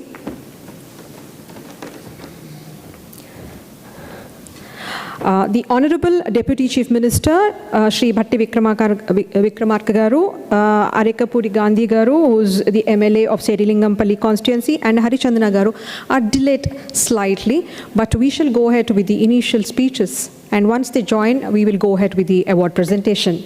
Having said that, may I invite Mr. Suresh Chukkapalli Garu, Chairman Emeritus, Phoenix Group, and Honorary Consul General of the Republic of Korea to address. First, Ram will give the address. Ram. All right. Okay. When CM come. Okay. Ram, later Okay. IMT. Sure. So, Mr. Ram Babu Burgu, Co-Chair, ASSOCHAM Telangana, would be addressing the audience. Over to you.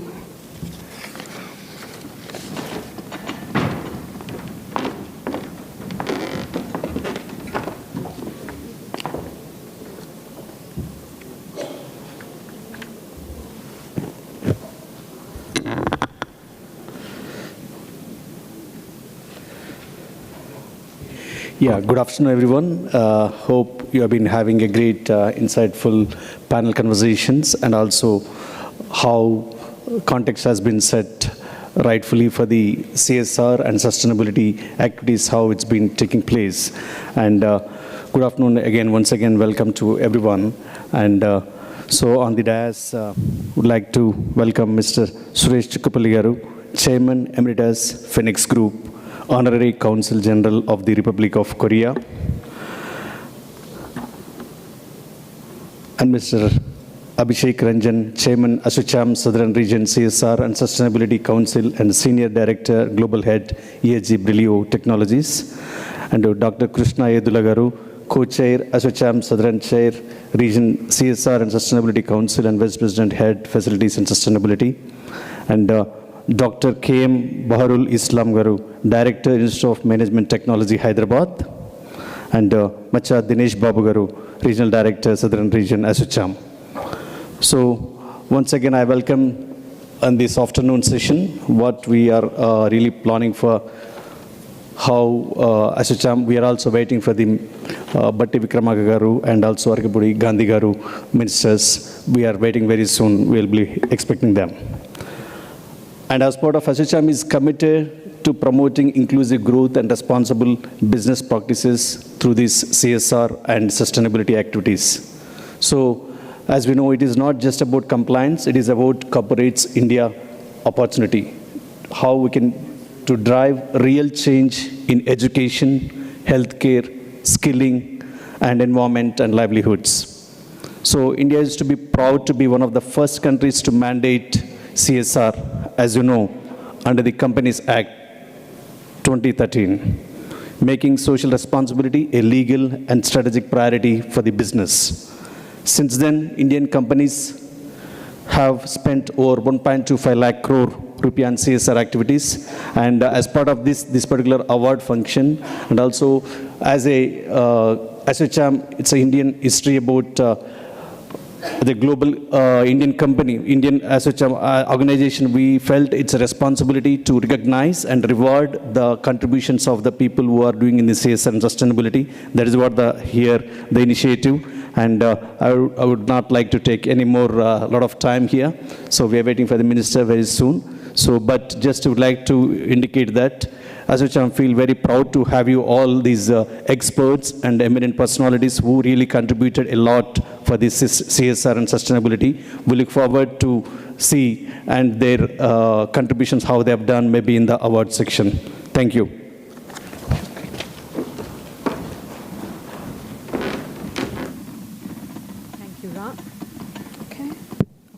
Thank you, Ram. And may I now invite Dr. Krishna Yadula, Co-Chair, ASSOCHAM Southern Region CSR and Sustainability Council, and Vice President and Head Facility Sustainability India, Center Head, Hyderabad, Virtusa Corp, to share details about the awards process.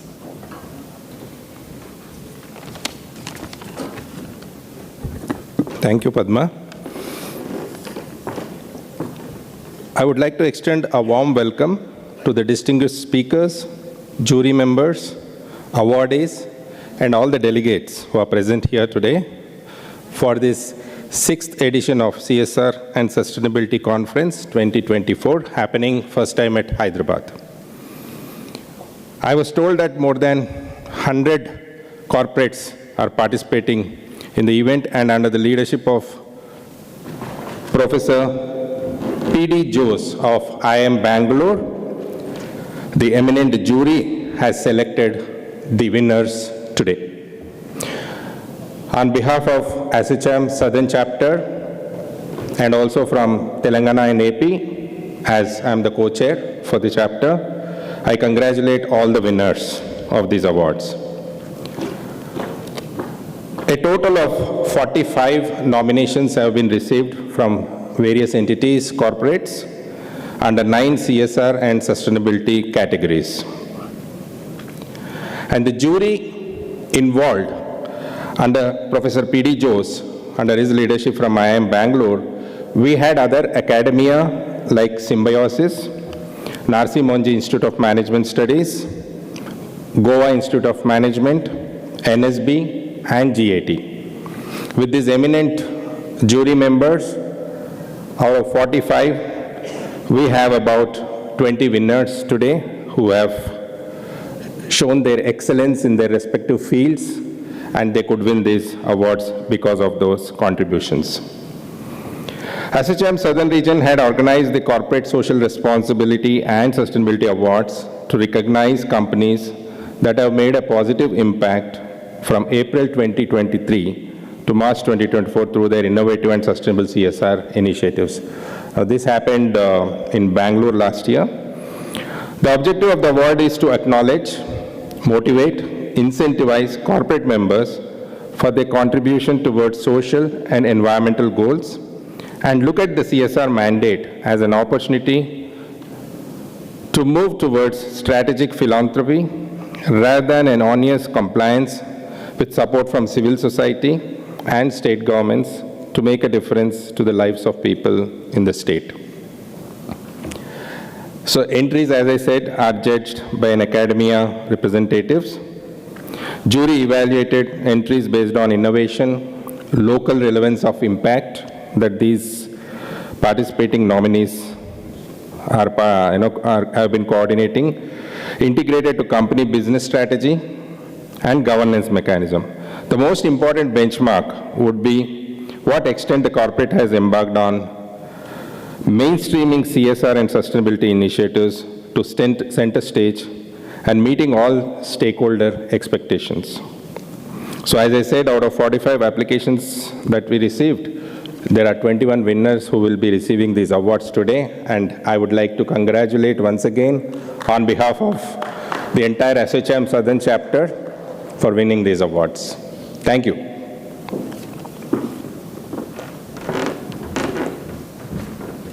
I guess I'm going to finish my 10,000 steps and we'll add more to it today. Jokes apart, may I now invite Dr. K.M. Baharul Islam, Director, Institute of Management Technology, Hyderabad, to address the gathering.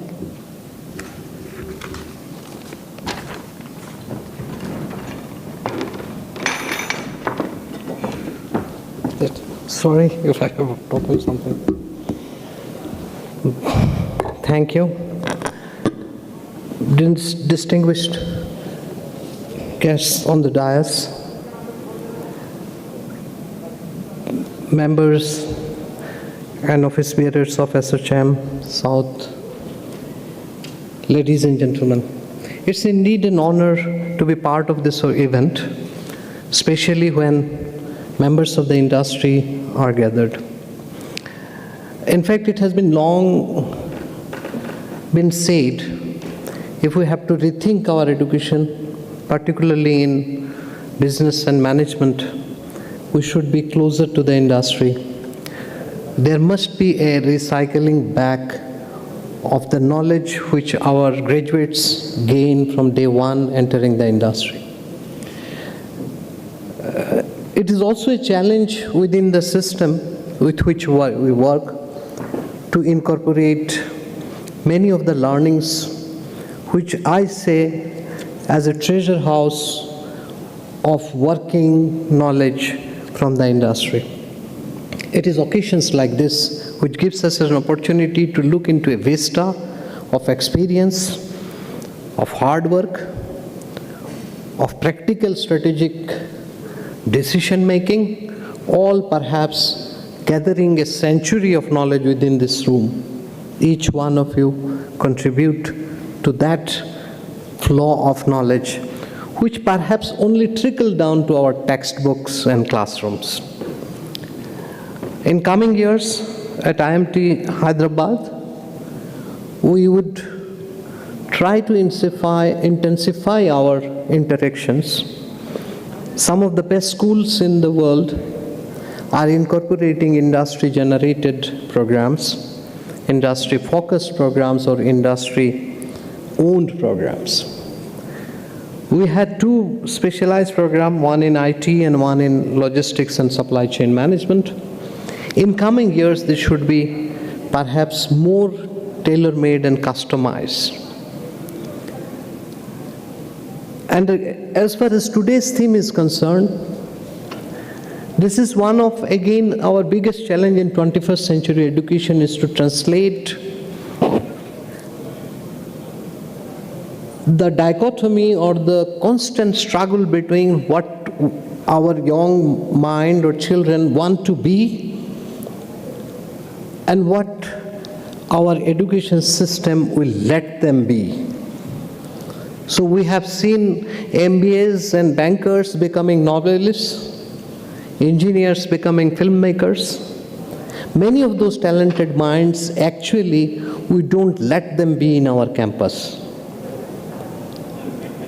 Our society, our culture, our familial bond, many other things. One of the essence of that is that sustain us is our center, our roots, and our familial bonds. But at the same time, those social and familial and cultural tags also bind us to a particular path. If you have got some marks, you must do medicine and NEET and then CAT and then MBA and then do something. Perhaps this is the time when our sustainability is more based on what our managers want to be.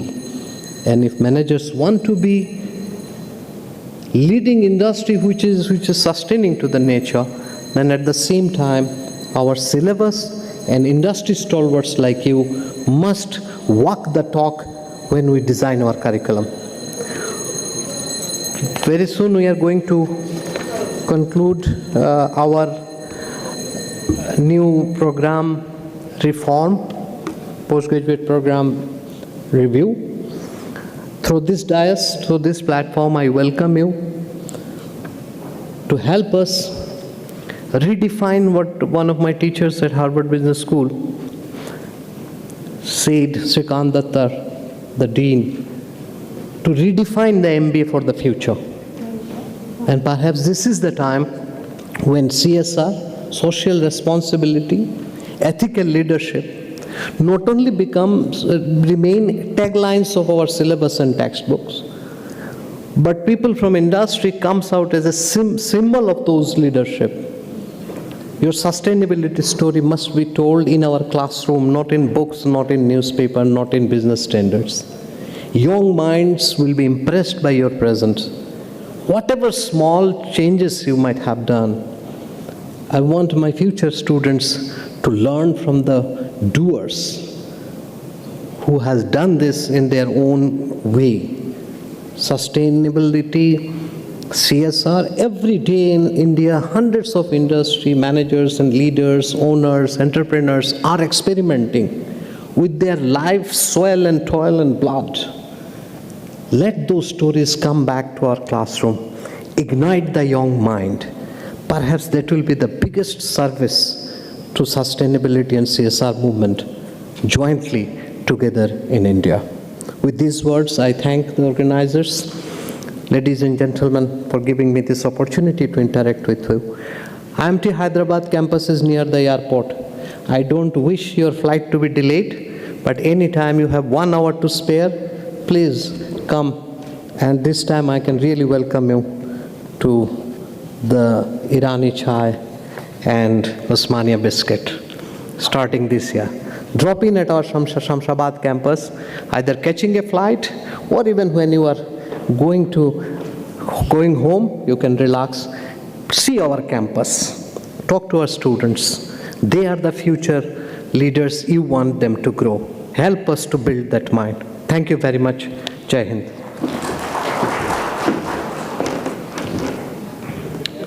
Thank you so very much, sir. And ladies and gentlemen, I'm sure you would have checked on the tables that are there in front of you. There is a flyer from IMT Ghaziabad, and also there is a project bank from Nirman.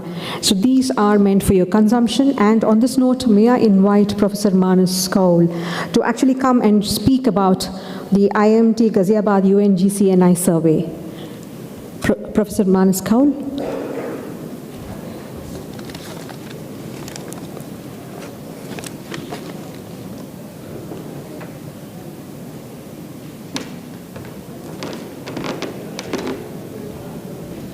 People on the dais, good afternoon. People out there, good afternoon. So, as Professor Bahar was saying, that for any business school, as we do in the IMT system, we tend to have a lot of learnings that we take from the industry. And one such attempt is to understand how we can bring in or imbibe sustainability into our program. Because our own thought is that though there could be a lot of talent available in the space of, in the technical space, which talks about sustainability, but in the managerial space, there is a need to imbibe and sensitize students about sustainability, and so that they can go and perform their duties, as required. Because sustainability is a field, it is no more an option, it is an obligation. That is, the way we need to think in a positive way, of course. So what IMT Ghaziabad has done is that in collaboration with United Nations Global Compact, we are trying to drive home a survey for which there is a flyer on each of the tables. And if you go to the second page, there's a scanner. If you scan that thing, they will ask you some questions. What is the requirement is that if you can fill that flyer, that will give us a lot of information about how sustainability is perceived in the industry and how they can be inculcated into our curriculum.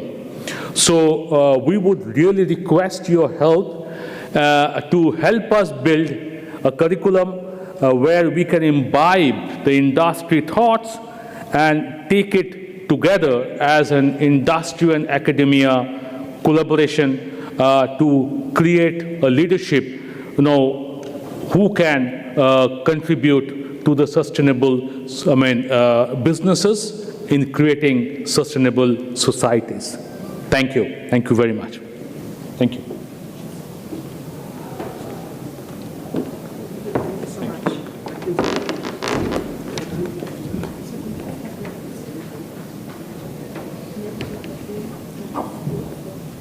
May I now invite Mr. Abhishek Ranjan to share more details about them. All right. Ladies and gentlemen, please put your hands together to welcome Shri M. Batti Vikramarka Garu, Honorable Deputy Chief Minister and Minister of Finance, Planning and Energy, Government of Telangana.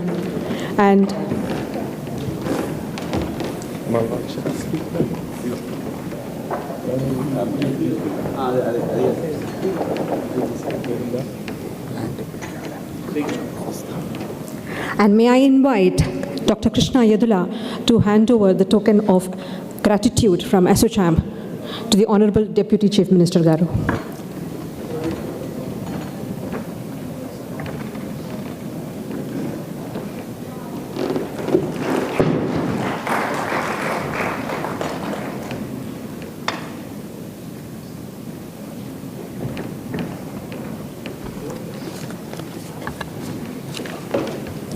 May I now invite Mr. Suresh Chukkapalli, Chairman Emeritus, Phoenix Group and Honorary Consul General of the Republic of Korea, to address the audience.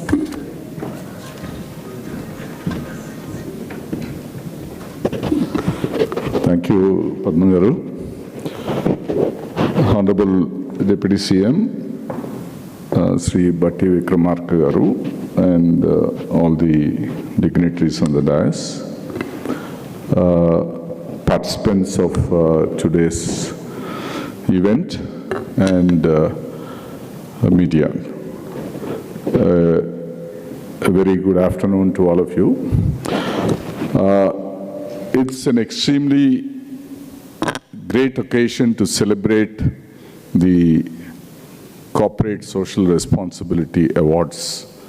And I'm extremely happy that about 45 applicants were there, and I wouldn't say that winners and losers, but I would say everyone is a winner, because anyone who contributes for corporate social responsibility is a winner. And in my opinion, all of you are great, and thank you so much for giving your best to the society. In fact, you would all must have, in your journey to social responsibility, thought that CSR is a taboo in India.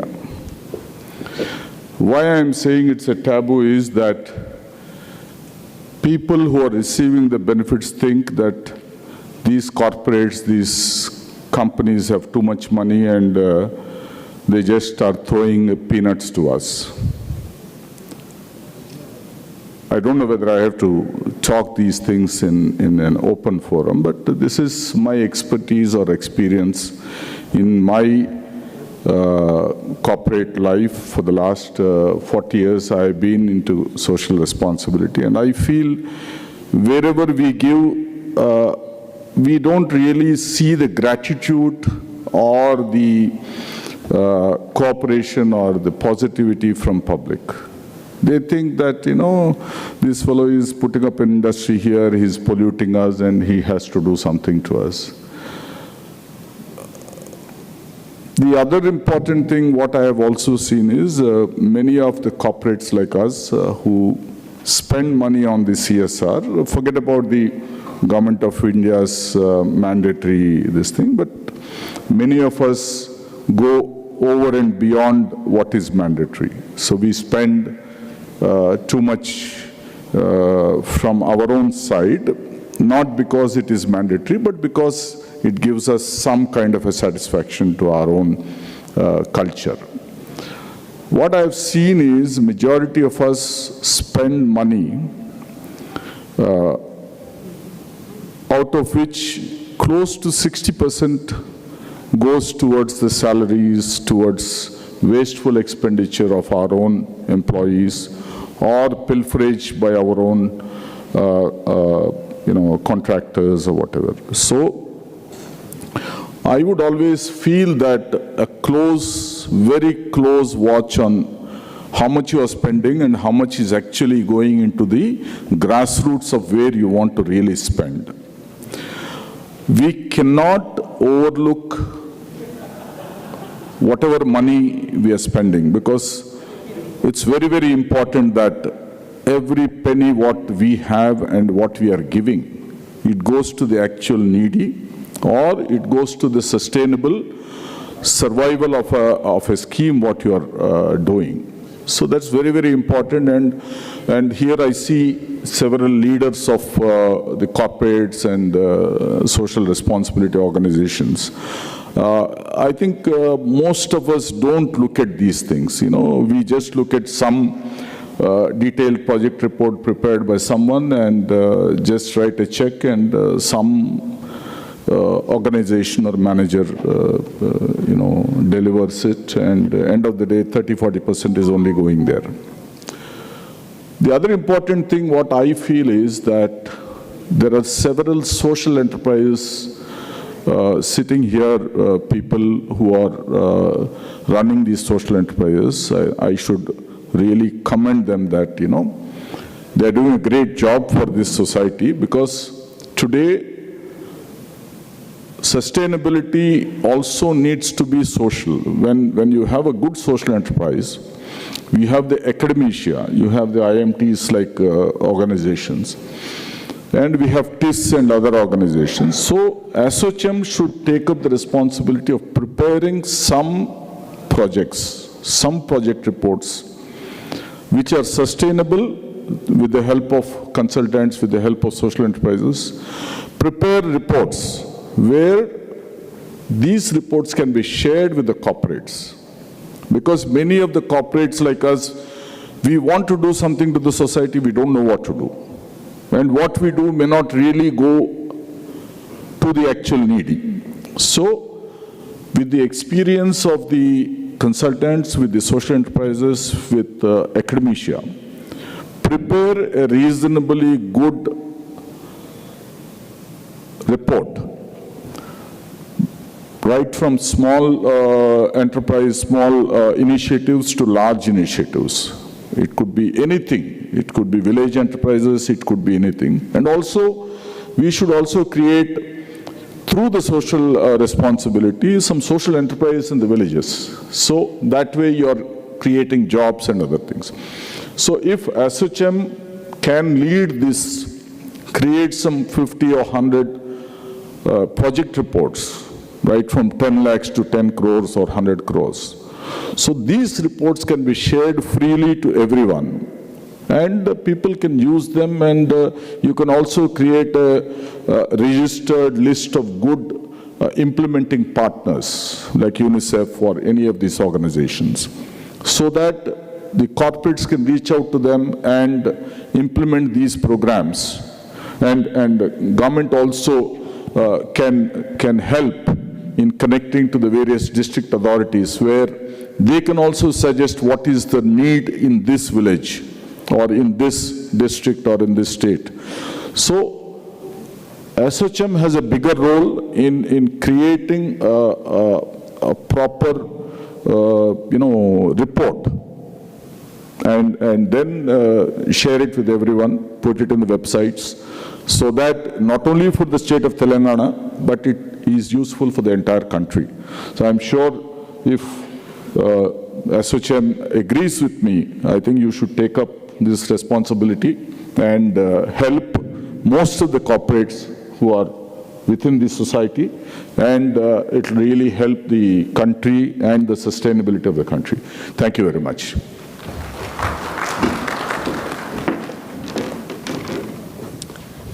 Thank you, sir, for the address. And now, ladies and gentlemen, for the CSR and Sustainability Awards for 2024, something which all of you have been waiting for. And shall we go ahead? Do we have the permission to go ahead? All right, may I now request all the distinguished guests to come onto the stage, into the front. And to lead everybody, may I request Shri Bhatti Vikramarka Garu, Deputy Chief Minister of Government of Telangana. And to start with, the first category, ladies and gentlemen, is the excellence in diversity, inclusion, and women empowerment. And may I invite the winner, the Body Shop India.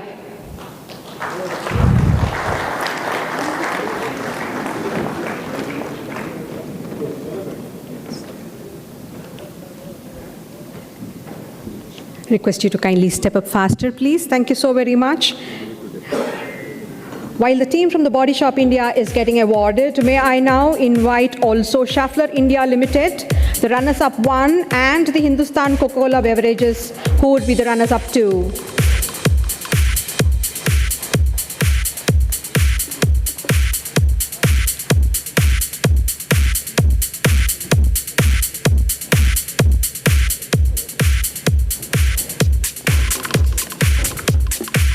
Schaeffler India Limited.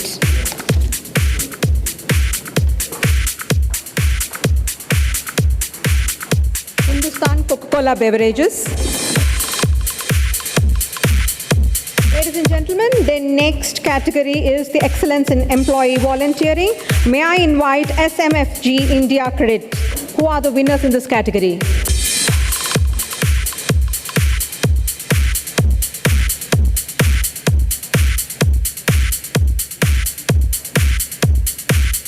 SMFG India Credit. The next category would be Excellence in Energy Management and Renewable, and the winner is Control S Data Centers Limited.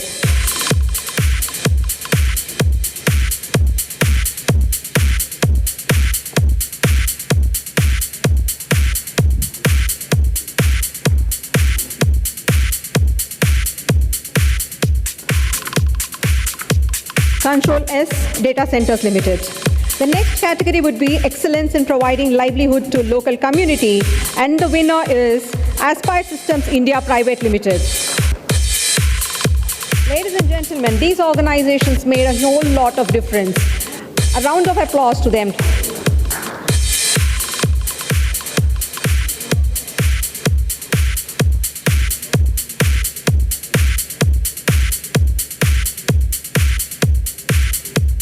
Under the Excellence in Providing Livelihood to Local Community, the runners-up would be Parachute Kalpavriksha Foundation.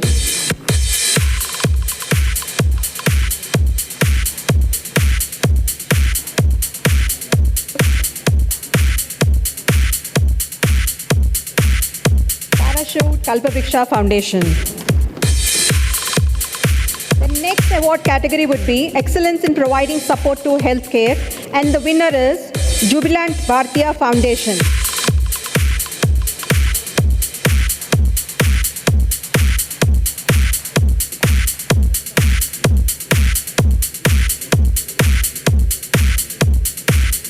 Jubilant Bhartiya Foundation. And the runner-up 1 in the Excellence in Providing Support to Healthcare category goes to REC Limited. Do we have the representative of REC Limited here? Thank you. And the runners-up 2 would be Indus Towers Limited.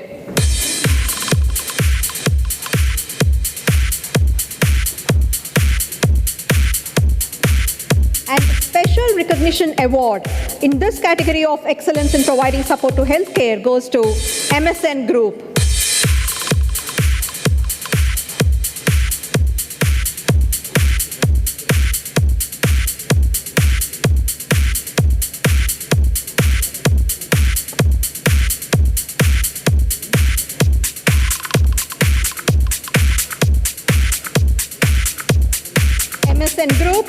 Special Recognition Award for the excellence in providing support to healthcare. Ladies and gentlemen, the next category would be excellence in supporting school education, and the winner is Help Educate a Child.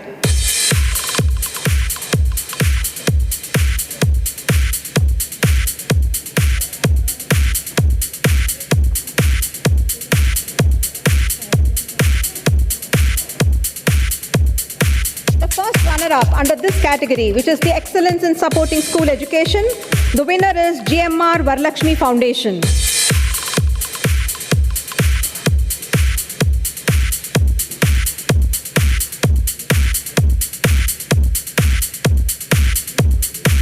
And the second runner-up under this category goes to STEM learning.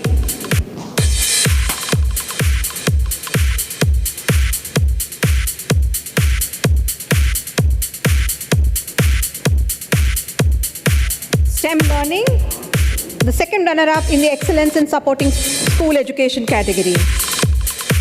The next award category is excellence in supporting higher education skill development, and the winner is Maruti Suzuki India Limited.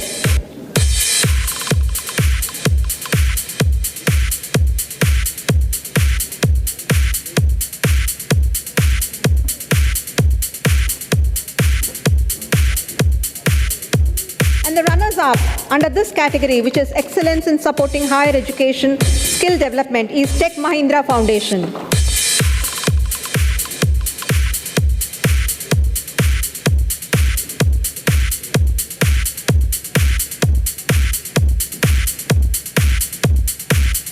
The next category is excellence in water conservation and climate change mitigation, and the winner is GMR Hyderabad International Airport Limited.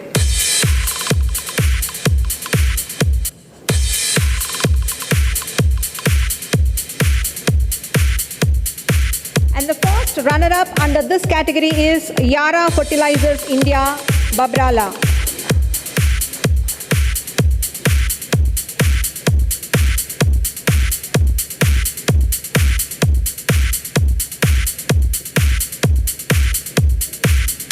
The second runner-up under this category, which is excellence in water conservation and climate change mitigation, the runners-up is HCL Foundation.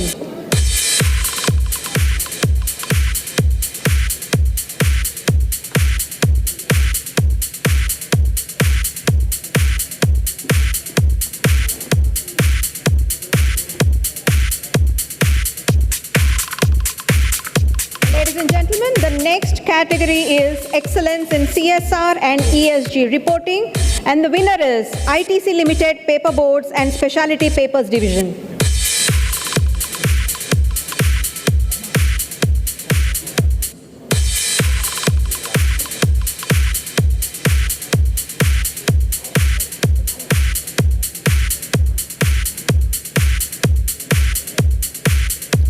The runner-up in this category is MSN Group.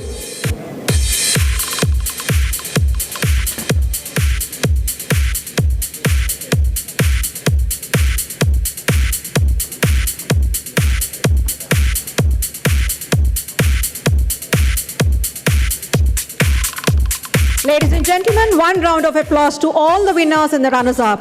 In fact, everybody is a winner here. Thank you so very much, and may I request all the dignitaries to be kindly seated. And now may I request Sri M. Bhatti Vikramarka Garu, Honorable Deputy Chief Minister and Minister for Finance, Planning and Energy, Government of Telangana, to address the audience. Sir, over to you, please.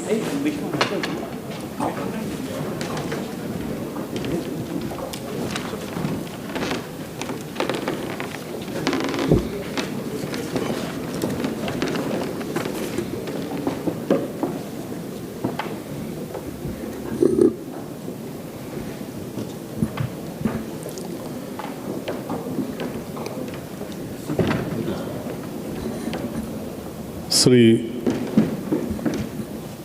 Suresh Chukkapalli గారు, శ్రీ రాంబాబు బూరుగు గారు, Shri Srikanth Badigaji, KM Baharul Islam ji, Sri Abhishek Ranjan ji, Dr. Krishna Yedula ji, Macha Dinesh Babu garu, and all other entrepreneurs and distinguished guests of the day. Namaskaram and good evening to all of you.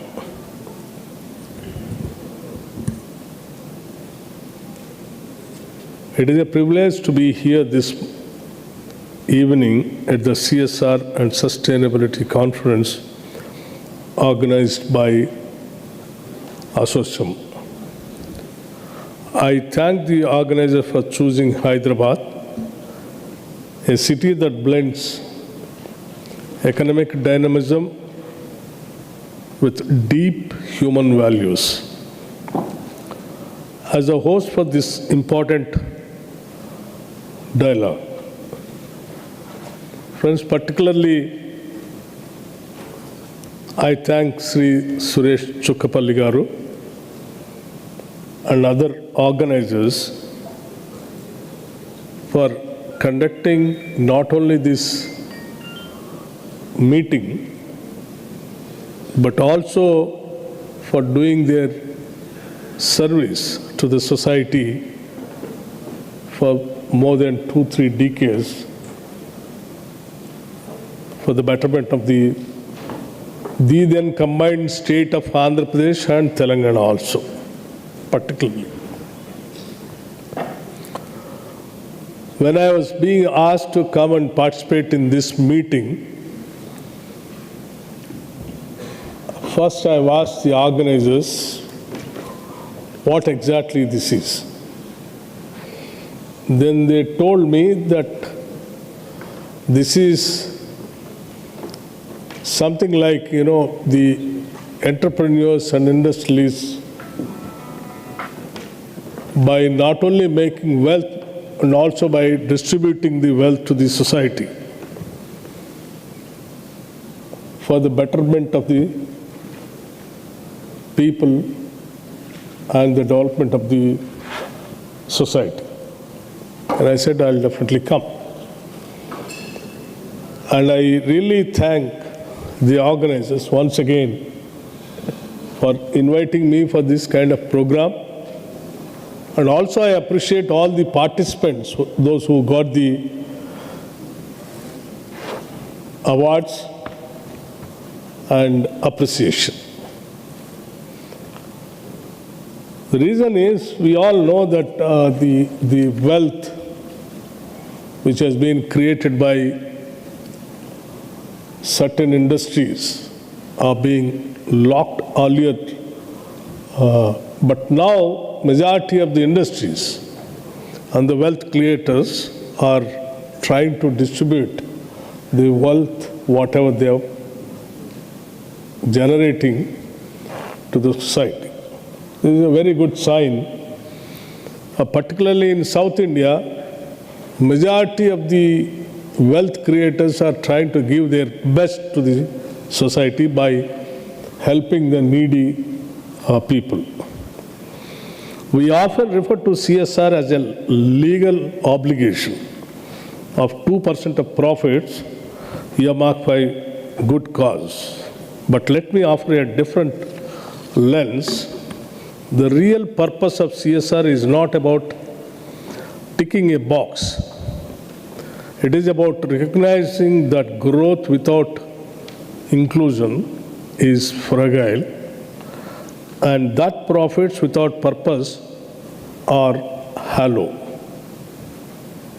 Sustainability is not only about the environment, it is about human dignity also. It is about ensuring that the benefits of growth don't stop at gated offices and boardrooms, but reach the girl in a government school the farmer in a dry mandal, the artisan in a forgotten hamlet. In Telangana, we are shaping a new development narrative, one that does not separate economics from ethics. With our Honorable Chief Minister Sri Revanth Reddy Garu, we are committed to building a state that is fiscally responsible, socially inclusive, and environmentally conscious. Public education that is modern, inclusive, and technology-enabled kind of a system we are trying to improve in the state of Telangana. Primary health care that reaches the doorstep by not only encouraging the rural hospitals, but also by encouraging the needy, poorer sections of the society by giving Raju Arogyasri to the tune of 10 lakh rupees for each family in a year to go to any corporate hospital and get the treatment. And a power sector that balances financial sustainability with uninterrupted affordable supply. And also, let me tell you, 3 ideas drawn from our experience in governance. Be local, not just logical. Go deep in the places you operate. Understand the lived realities, support existing community institutions instead of duplicating them. Investment in not only just creating a wealth, you invest even in the values-based industries and value-based society also.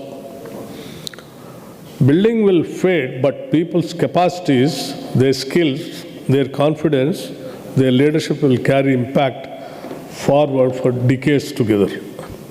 Focus on dignity, not just a mere dependency.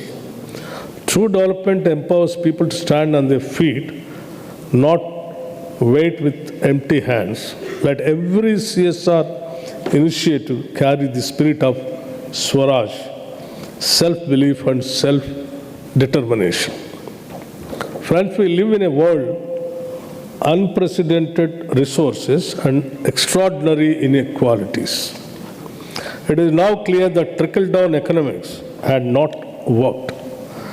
What we need is lift all development that lifts the voices, the aspirations and the lives of the many, not just the few. I would like to tell you once again, the government that is led by the Congress party has always believed that economic growth must be anchored in social justice, and the work we do in Telangana is a reflection of that conviction. To the business leaders gathered here, I urge you to look beyond the balance sheet toward the future we are shaping together. A future that is fairer, greener, and more human. Let us not act not out of charity, but out of shared responsibility. Let us work not for applause, but for transformation. Let us not just build companies that endure, but societies that flourish. Friends, I just wanted to tell you something. Generally, there will be a feeling among many of the industries and the business community and the bureaucrats and other people who are not into day-to-day social life. The governments are not seriously thinking about the empowerment of the society. But I'll tell you, certain governments where they really think about building the society from the grassroots level. The governments always design, plan, and try to execute to the maximum extent of with an inclusive growth of that particular society. In a state like Telangana, generally people used to think about that it is a feudal structure. But now it has transformed into such a beautiful state where Telangana state is not only competing the other developed states of the country, but also it is trying to compete with the most developed countries in the world. Be it as in education, or in health, or in infrastructure, or even in producing the food grains also. Today the government of Telangana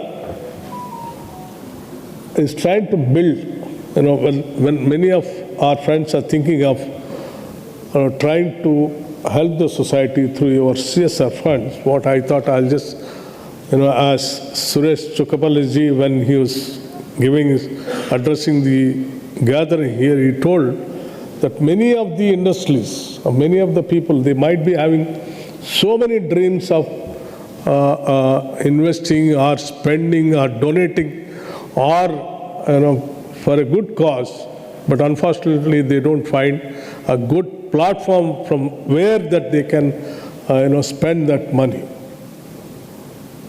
That is where many of them are, even though they wanted to come out and spend for the society, not able to come and do that.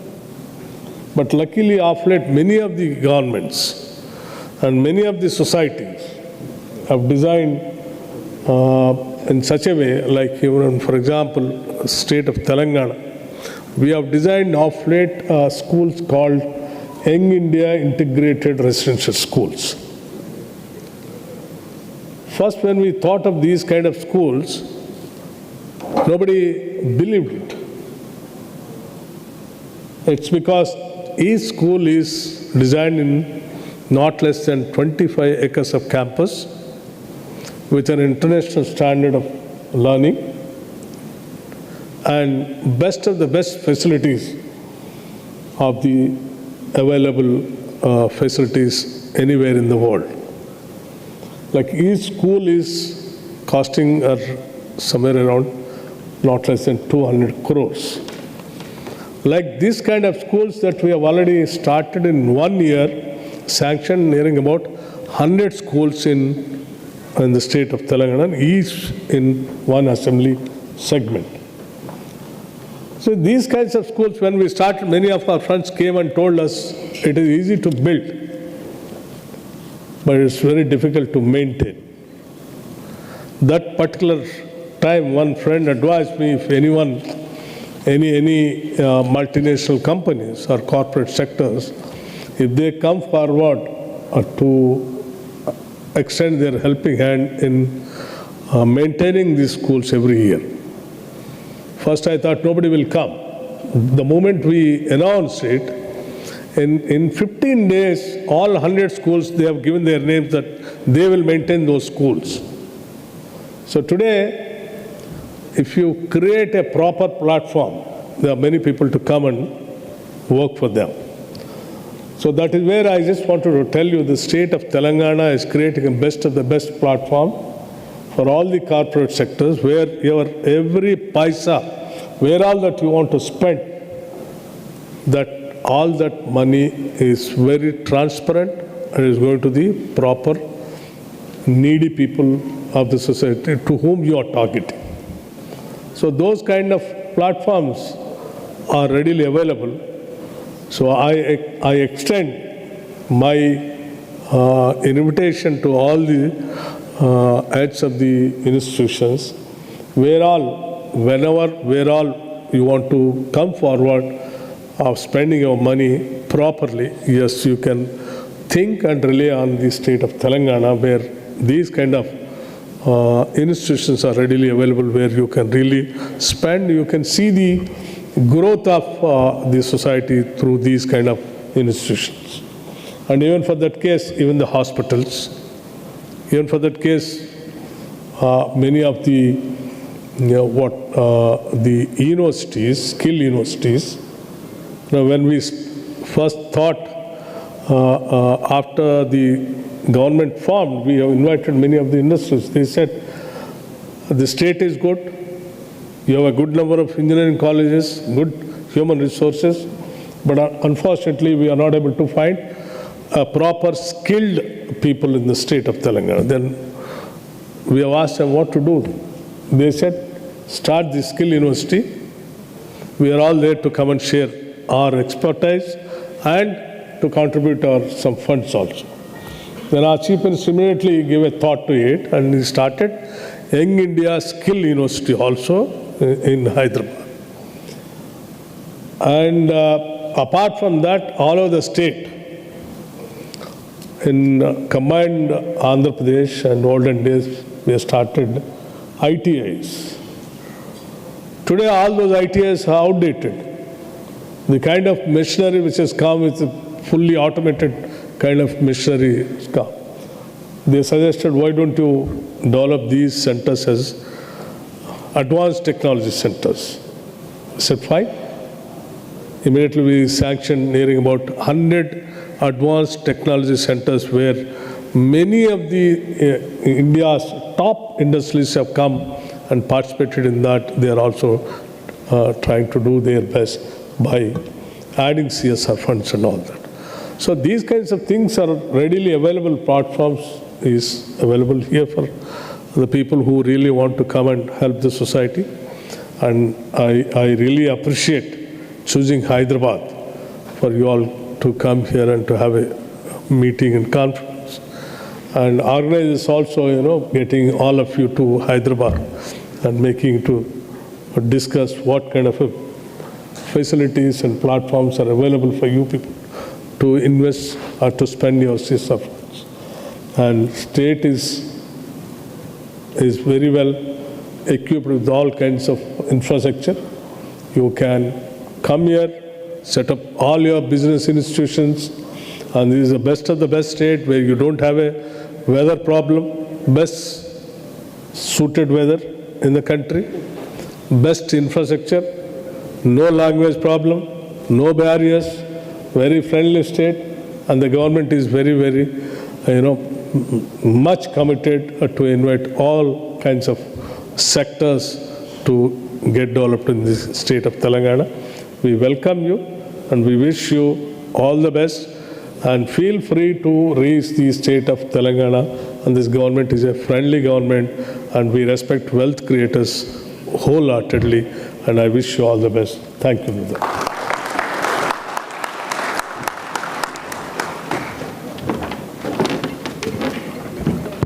Thank you so very much, sir, for your inspirational and encouraging words. And may we take this opportunity to present a token of gratitude.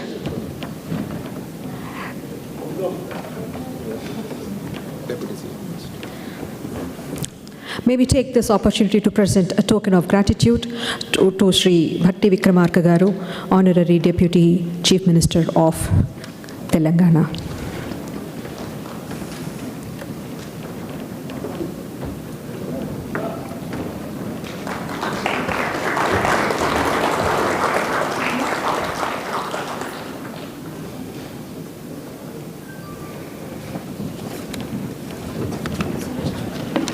We also would like to take this opportunity to present a token of gratitude to Srimati Harichandana Garu, District Collector, Hyderabad.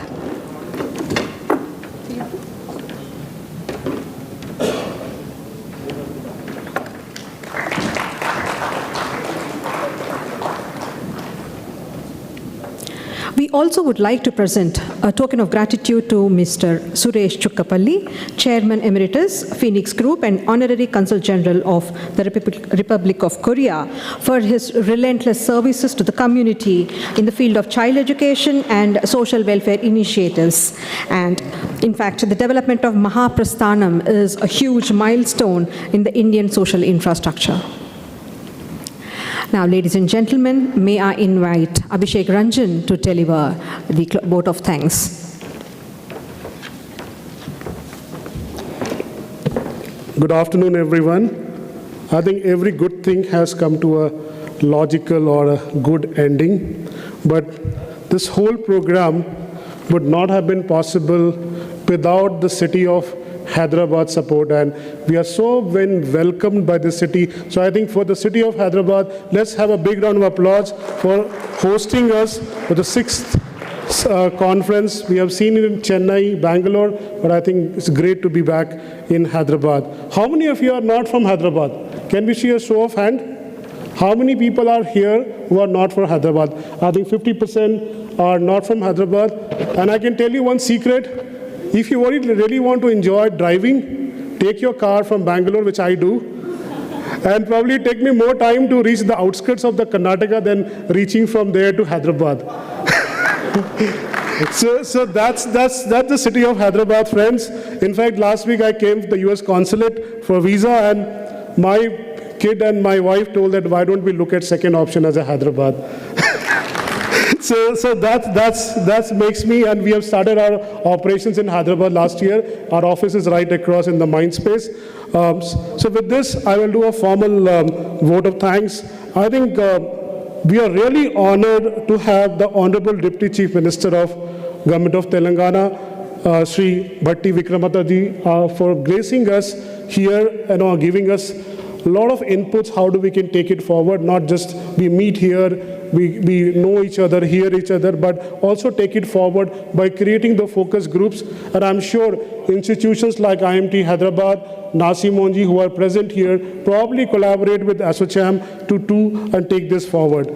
We are also deeply honored to have the District Collector and District Magistrate, Srimati Hari Chandana Dashari, IAS, Government of Telangana. Ma'am, thank you so much.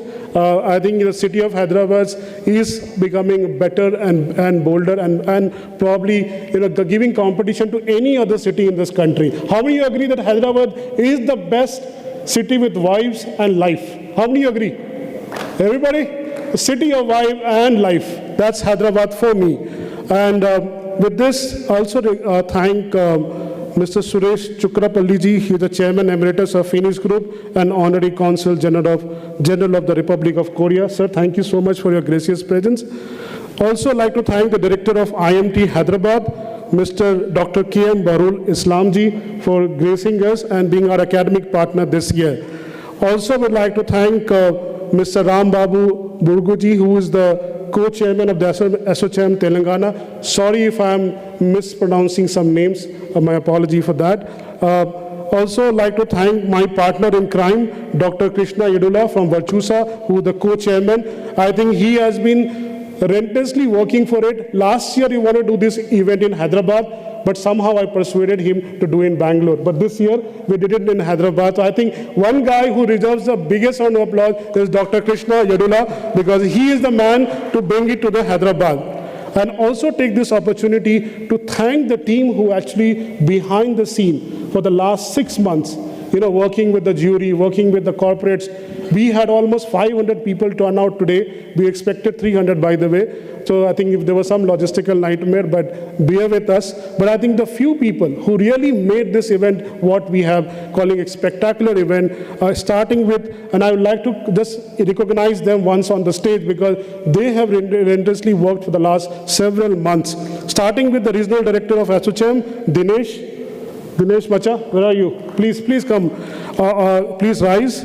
Vishwanath from ASSOCHAM, Padma Priya, who was a great master of ceremony today, Jyoti from Vachusa, and again, our own Padma from ASSOCHAM. I think these 5 people who really made this event what we are today. And I really request our chief guest and our Madam DC to just give them a bouquet to just recognize their hard work, what they have put in. I request our Deputy Chief Minister as well as our DC to give them a bouquet.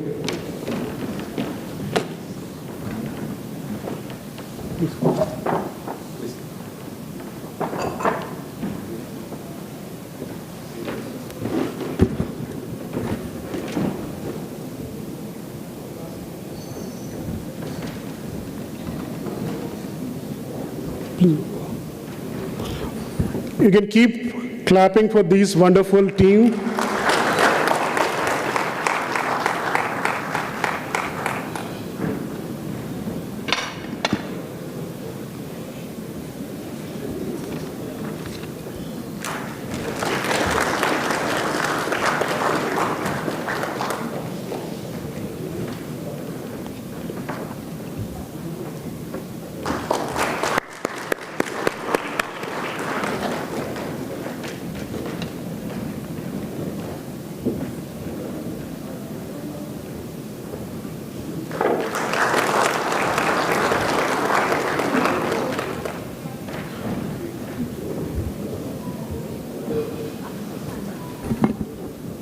And last but not the least, our captain, Dr. Krishna Yedula.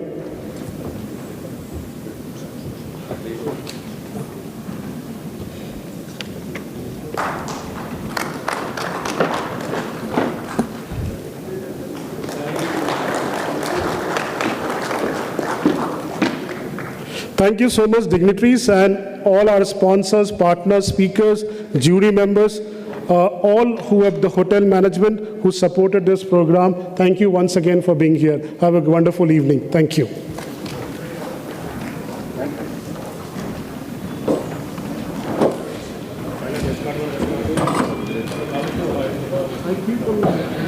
Right here, mind space.